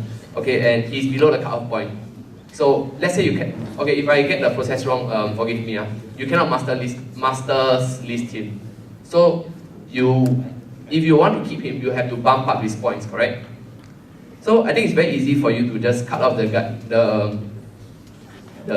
guy who's next in list who has less points. Okay, but I don't know what y'all do. Maybe y'all will cut the guy off. Maybe maybe y'all will boost up the guy's points to allow him to stay, or maybe y'all won't. Okay, but I just personally think that it's very unfair that you are, because maybe he's just a name to you. You don't really know him. He's not your friend or your block or whatever lah. Okay, but I really don't think it's fair that him who has put in a lot of effort in joining his committees and various dance stuff, and just because he's not as talented, then he suddenly finds out that his application to hall wasn't accepted just because like some inflationary measures lah. Yeah. Okay, last question. Sorry, y'all can choose whichever you want to answer. Do y'all think we should have a cap on the number of sports per person? Yeah, that's all. Thanks. Anyone? Probably you pick one or two and keep the rest. Sorry, your first question was about the fun sessions and attendance, right? Yeah, whether you'll pick the better player in the end or you'll pick the loudest person who has been there the whole time. Then the second question. Second question is how you think the captains can improve the process of IHG for people. How do you think? Thank you. Third question is the cut off the person. Fourth question is the thanks for the question. I think you have pointed out your relevant issues here. For me, right, about attendance versus talent, right, I made it very clear. I'll just cut the talented player. Very straightforward. I'll just cut it without hesitation. Yeah, because I think that we have to be principled. We have to show we mean what we do. Even if we lose, right, we must be willing to embrace it. Yeah, so it's more important to be principled than to win a trophy. The trophy doesn't mean anything. That's my first question. That's my first answer. The second answer will be about for all the captains. I think the captains need to have a clearer work plan to what they intend to do, and I think this requires a lot of work with SMC. They have to know that constantly what they want to do at this point in time, what they expect to see from their members, and what they're going to do in their trainings. It requires a lot of planning. I'm not sure if it answers your question entirely, but this is what I have in mind for now. It requires the captains to work a lot more closer with the TMs and the SMC people. Honestly, it requires a lot of input from experienced people. Yeah, and the one is about inflation of points. I agree that although in some situations we have to keep some very outstanding players. We are very tempted to keep some very outstanding players, but then again, by being in hall, they have to understand that by being in hall, they have to subscribe to certain things, like like the point system. The point system is designed in a way that everyone has sort of like equal opportunity so that if they want to stay on in hall, they must be willing to pay the price. They must be willing to join other comps. Yeah, so I think that if because of that you cannot master list the person, right, and the person doesn't have enough points, right, I don't think it warrants an inflation. You should just cut the person. And because this is also partially I believe that no one is replaceable. Yeah. And next one, the cap on sports. I think the cap on sports is a very tough question because there are some people who can really play all sports, and these are like really rare. But a lot of people, but I think for most people, your cap cannot be a hard rule. You must just it's a work within captain SMC also. If you think that the person is committing in too many sports and the person is neither here nor there, right, you need to persuade the person to drop the sport. Yeah, that's why. Thank you. Okay, I'll answer the cap on sports question first. Okay, actually, for most of y'all who didn't know, during JL camp we actually raised this issue because there were concerns that the sportsmen are like getting burnt out too early in the season because they're taking too many things. But honestly, from my point of view, whether as a sports director or as a vice sports director, from what I have experienced here, it is really not possible. I can tell you, unless you come and tell me that the hall's gonna give us 500 sports people who are diverse in the sports that we require them to play, then yes, possible. We can limit them to one or two sports per person. But yet we don't enjoy that kind of luxury. The number of sports people we have here is not. I would say if we're just gonna limit each person to the little number of sports that they do, I think there will be a lot of conflict among captains on who are the players that they want. Yeah, and it won't do us good in any reason because we are fighting among ourselves where we should be fighting outside. Yeah, so but having said that, I do not encourage sports people to take out more than they can, bite more than they can chew. Like once you choose the sport that you're gonna go for, you make sure that you're dedicated to go. I don't see any reason why you should think that you're good enough to not need to go train for training. Yeah. Then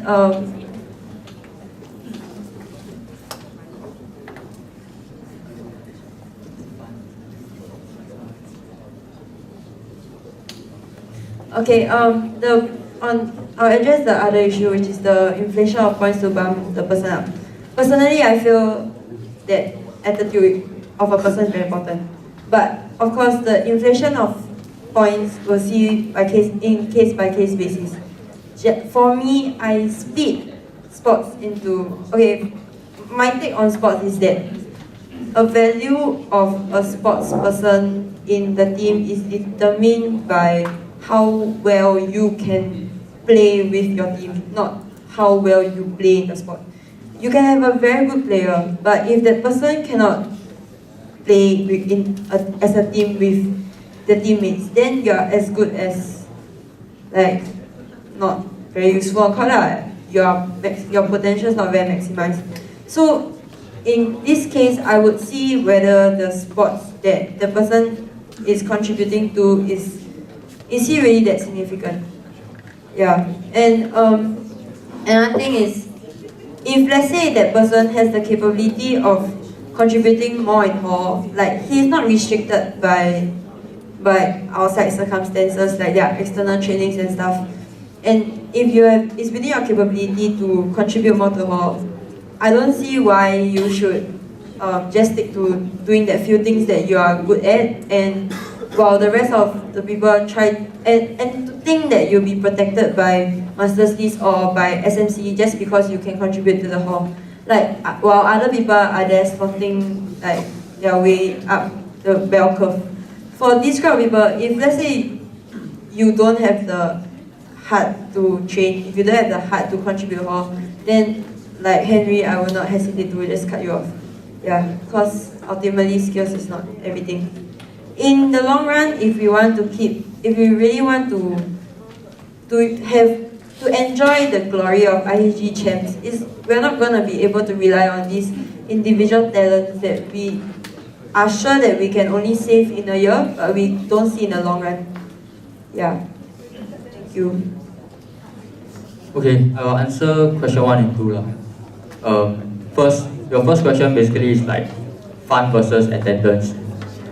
The new people, they want to play but cannot play because they cannot cut, versus training for IG because you want to limit the number of people to have a better team and more efficient training lah. So to me, right, I really hate the idea of cutting the teams. But then some teams did it, and I realized you can't control everyone. All the captains have their own goal and direction to how exactly they want to go about winning IG. That we have to accept. But I feel that one good example, for example, is Joel. If you have senior training and freshie training, obviously it's damn shit on him lah. He trains 6 times a week. But if just by one example like this, and all these other captains that we have, I'm sure they all have the passion. If we can go about in this direction, it's a good way to actually tell people why you so always have our homegrown talent. Second thing is, obviously, the captain will be very shared. A good solution would be to empower the vice captain. It's always been, captain meeting, the captains, captain photo shoot or whatever. Why not empower the vice captain? Captains be focused on the main team. Vice captain, a senior player who is equally passionate, or maybe the one who is preparing to take over next year. If this guy can start to help with freshie training, start to build up the recruit team in the team, we will probably have a good pool of talents that are just waiting to shine. And that's where we can actually say why we have our homegrown talent. Second question.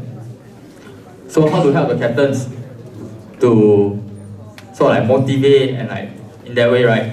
Motivate the team, like push the team towards IG.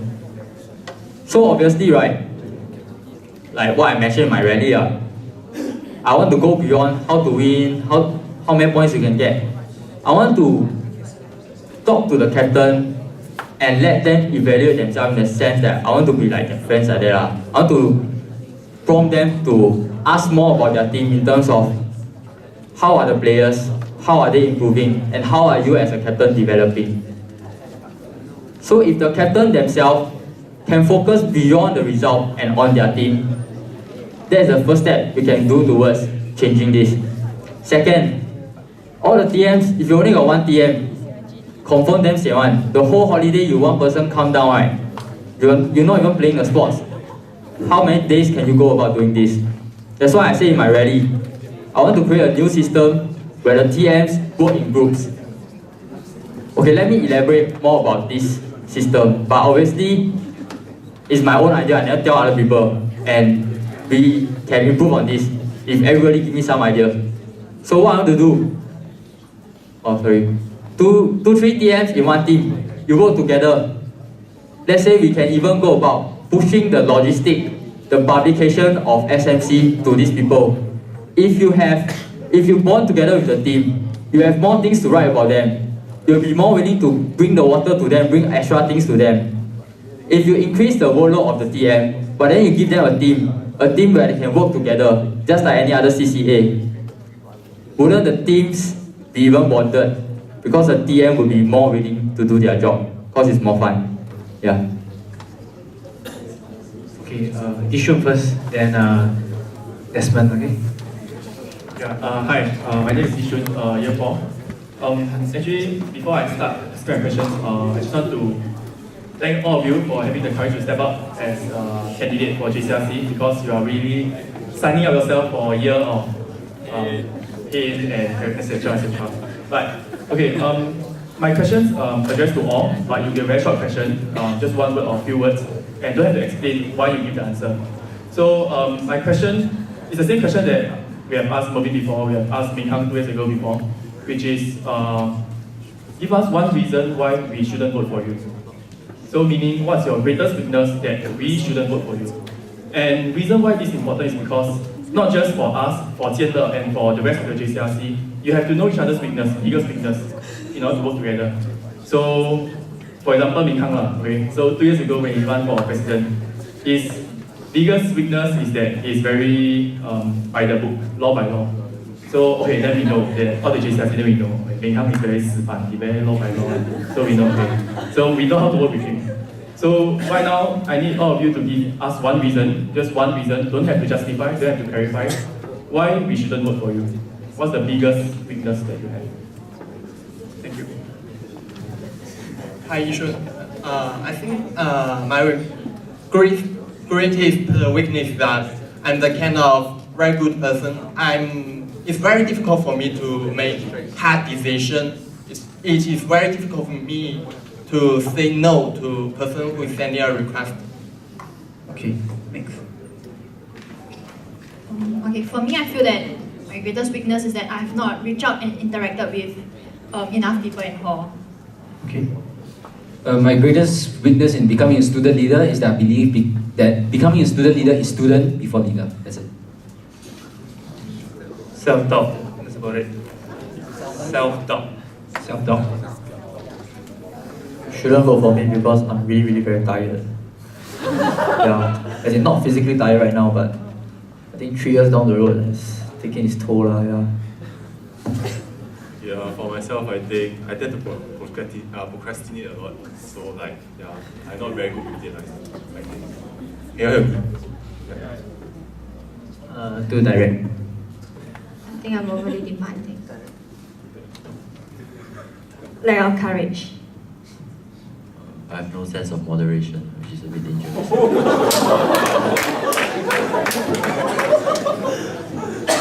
Too task-oriented. I'm very blunt. Yeah, in a bad way.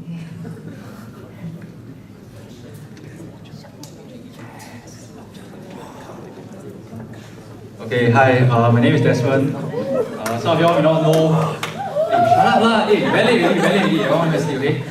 Some of y'all may not know who I am, but I used to be in JCRC, so I'm not talking about today. Okay, I have quite a lot of things, but I shall try to keep it as short as possible.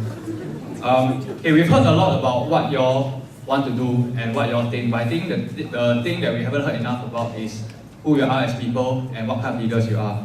So, I have some short answer questions I want you to answer with short answers.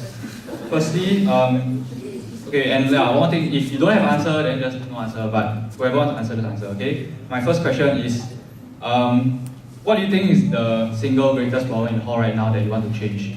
Name one thing.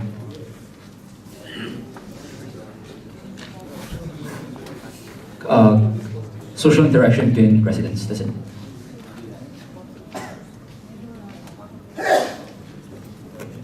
The culture. So the same thing. The culture and the identity of yourself. Lack of commitment. I think things get mundane over time. We need to up ourselves a bit. Yeah. Coming for me is quite serious. It's exclusivity. You get what I mean? The branding and identity of our hall. I think that people don't have a sense of belonging in hall. Yeah, and we must see yourself as a family, and we must keep our institute as same throughout the whole semester, not after the point allocate, no one volunteer for job.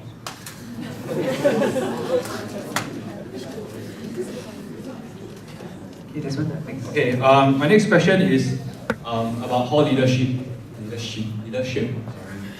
Okay, I feel that hall leadership demands two things: confidence and compassion from your residents.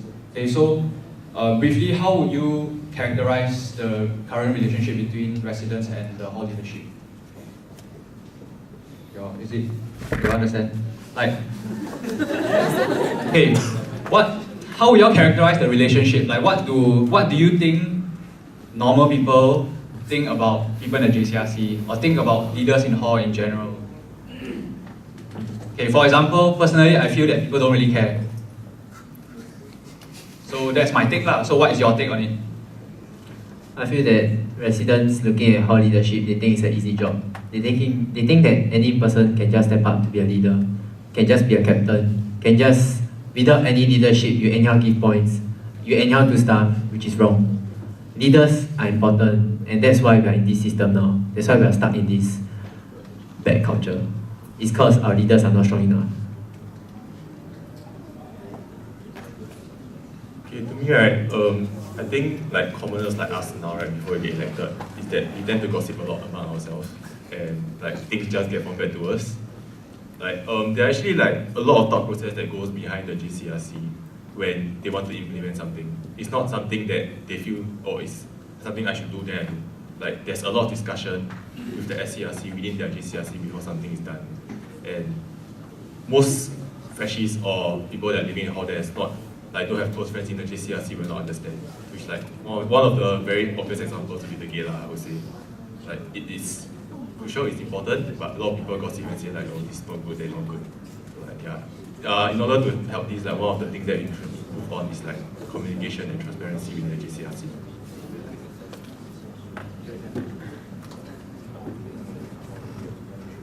Yeah, I agree. People in hall don't really care about JCRC. People just care about results only. They don't care how the things are being done. Like honestly, I think a lot of y'all haven't done my survey, right? Yeah, I mean, my job as SAD is to help you, you're supposed to help me to help you, but I mean, yeah, people give me rubbish remarks inside the comment. Dryer cannot accept old 20-cent coins. I mean, honestly, yeah, you know, so can't help it. That's why I think that we really need to buck up on this. People don't really care about a lot of things in hall. I mean, we all stay in hall, we are residents. This is my home. So I hope that y'all can treat it as a home as well. Yeah.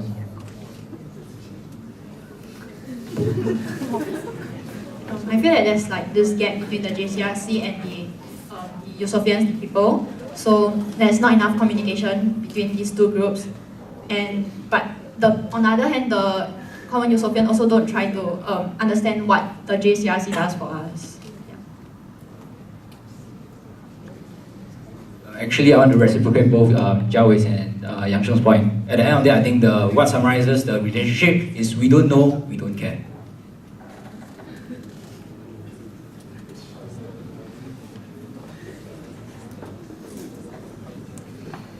Okay, next question. It goes on. Yeah, last year. Okay, I got two more questions lah. Okay, next question is, what do you think Yusof Hall stands for, and what do you stand for?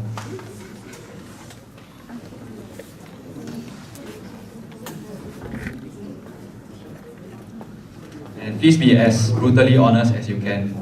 No bullshit, thanks. What does Yusof Hall stand for? As in, what do they care about, is it? Okay. Sorry. I feel that in Yusof, we care too much about winning. It's true lah, we lost and we must win it back, but I don't think that's how we should win it back. We should win it back through everyone's effort. Now what we are doing is we put in talents, and all these talents think that they can just stay just like that. I'm a talent, give it to me lah, give me master list, give me points, I will stay. And okay, sorry, can I cut you there? You're not answering the question. The question is, what does Yusof Hall stand for? What do you think it stands for? Not what do you think is happening, what do you think it stands for, and then what do you stand for? Excellence and harmony, that's what Yusof is standing for. I stand for fairness and justice.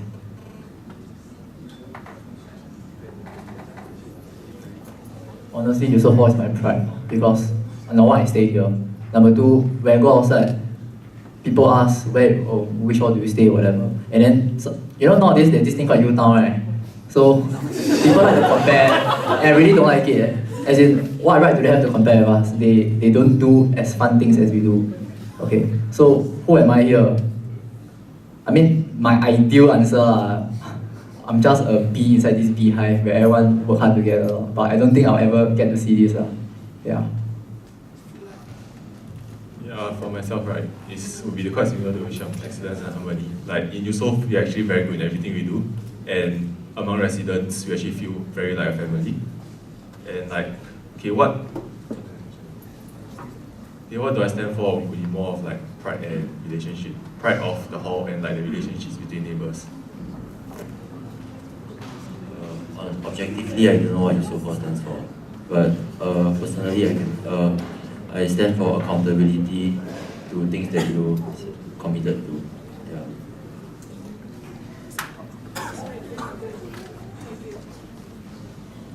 To be honest, at the very beginning, Yusuf Hall for me is just accommodation, but after 2 years, it's home. And for myself, I think I stand for fair and support.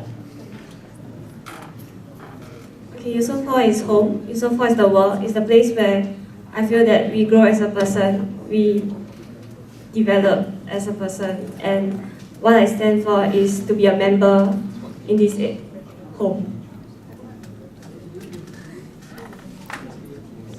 For me, Yusof Hall is the people itself, because I wouldn't be here running for JCRC if it's not for the people.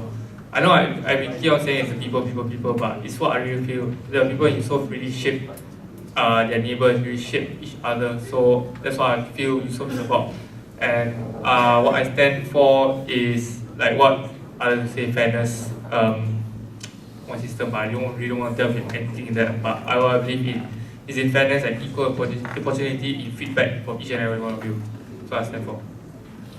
For me, what I stand for is the same as what I think you also stand for, which is excellence and harmony. Okay, last one, anyone? Honestly, I don't think Yusuf Hall stand for anything. If everyone have different ways of perspective how Yusuf Hall stand for, are we really standing for anything? If we all stand for one thing, then it should have come from the JCRC this year. If the JCRC have portrayed it clearly to us what we stand for, then everyone will be working towards this direction. So we don't stand for anything right now. For me, I also feel that I stand for what USO4 do, excellence and harmony. So excellence in what we do, whether it's sports or dance or any other committees, and harmony, so between these two, as well as the harmony between relationships between people. For me, I have no idea what USO stands for. I'm in here for only 1 year. I do not know what USO really is. But what I stand for is, once again, interaction between the residents. Okay, leads me on to my last question.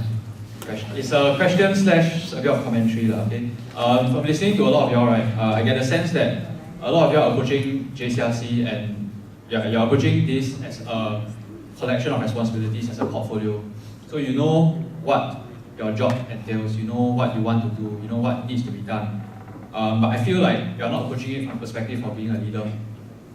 Okay, so my question, which I don't really think is fair to ask you to answer now, but maybe something you can think about is, what do you perceive or imagine your role as a leader in hall to be?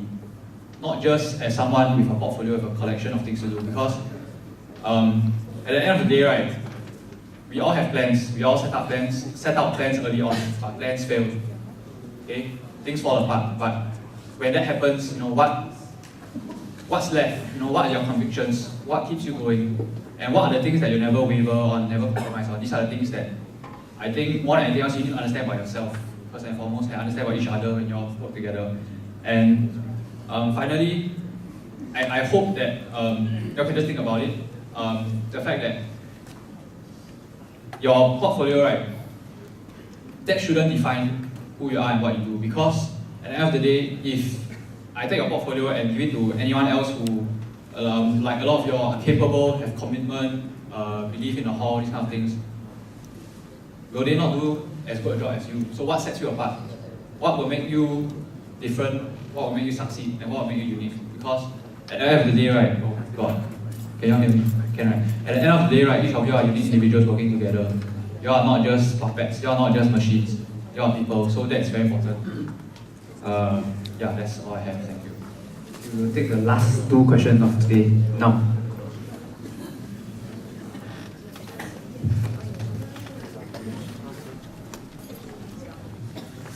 I want to ask the 3 VP candidates. So that got 3 candidates, and then got 2 positions for VP. So just give me 2 names. choose 2 out of 3 lah. No need to state a reason if you don't want to. Okay, my answer will be very simple. It's me and Joel. This is all about working dynamics. We have to push it through. We want the change, we have to push it through. I know you all are worried that it may be due to we cannot represent all the different blocks. That's one point that you all may be worried about. But if you all want change and you all want it fast and without any conflict of interest, it's best that it's best that the working dynamic is good within the team. As com heads, most of you all should know lah. Okay. My answer will be me and Rachel as well. Justified by whatever he said. But okay, I just have to touch on one point.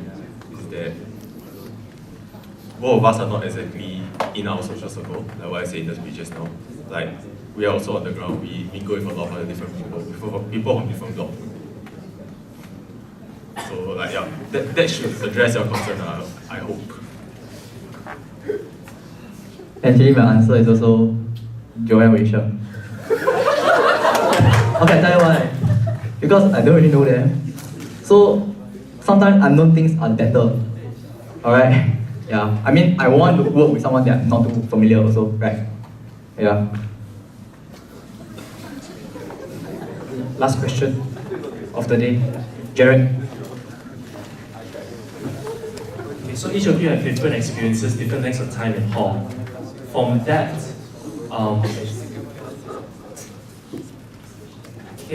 what do you think? Have we been successful as a hall? 1 or 2 sentences, just keep passing it on.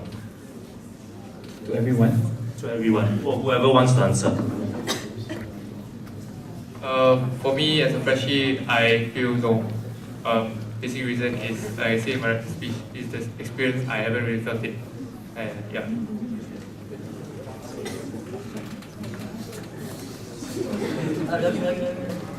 Okay, so it's actually based on what you actually want hall to be. For me, I actually came to hall to look for friends.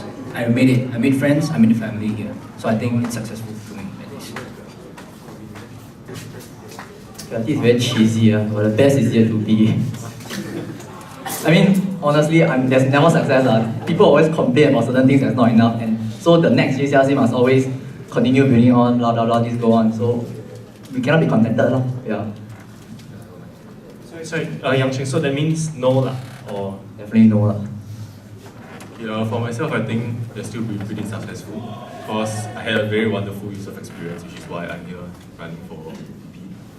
And I hope that this can carry on. Like, I'm quite sure many people have many different experience, especially like everybody from different blocks to join different CCA. But as for myself, I think it has been pretty successful. maybe just to clarify, I know you're speaking of personally, but maybe you can give a bit more. You can say about for yourself whether it's been successful for you. I'm more interested to see, as an outward, your feelings about as a whole. Have we been successful? Okay, as a whole, I guess probably not, because everybody have actually different kind of use of experience, and not everybody's experience has been great. There are people that are unhappy in hall. There are people that are complaining about stuff, which is normal. But like I say, there are people that are actually not happy in hall, which is something that I think we should change, and we should align. Like as a JCRC, we should align to make sure everybody's experience in hall is somewhat the same and would be enjoyable for them. My answer is no. If you want to go according to what Hwan Jin set out to achieve, the answer is no. If I go about using Joel's experience, Joel's answer is that a happy experience, I also say is no. I think there are like brilliance of success and like brilliance. There are moments of success and there are moments like that it failed lah. I think like different periods of time there are actually like periods where everyone is actually very happy, like when they don't really have too much thing to worry about, but when the problems are coming in, it's no lah. So it's not really I don't think it's fair to say that we've been successful throughout or we've been like unsuccessful throughout. I would say that yes, we are successful because the fact that we are not perfect, so far it's not perfect. There are many changes that we want to make. There are many changes that people seek to promote and achieve. Makes us a better person, forces us to think and develop, and this in itself makes USO 4 a successful place. I have no comment. The fact that so many of us are running, right, and we are so passionate about it, means we are quite successful, so we should give ourselves credit for that. But obviously, there's a lot more for us to do to go beyond this. For me, I agree with what Joy said. There are moments of success and moments of unsuccessful events. For me, I would like to focus on the internal. Success, no, we are losing the fair shake. Based on my knowledge, besides the few media committee and hear from my friends from other committee heads, this year we really have a hard time to find our successor.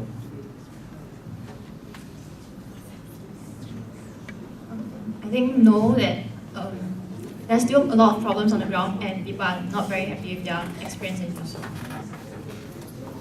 Thanks. Okay. Thank you, everyone. Can we give the contestants and the candidates, not contestants, candidates a round of applause? It's really not easy sitting here, getting shot by everybody. I think they have done a good job, and thank you to all for your questions. If you still have any unsolved questions or concerns that you wish to raise,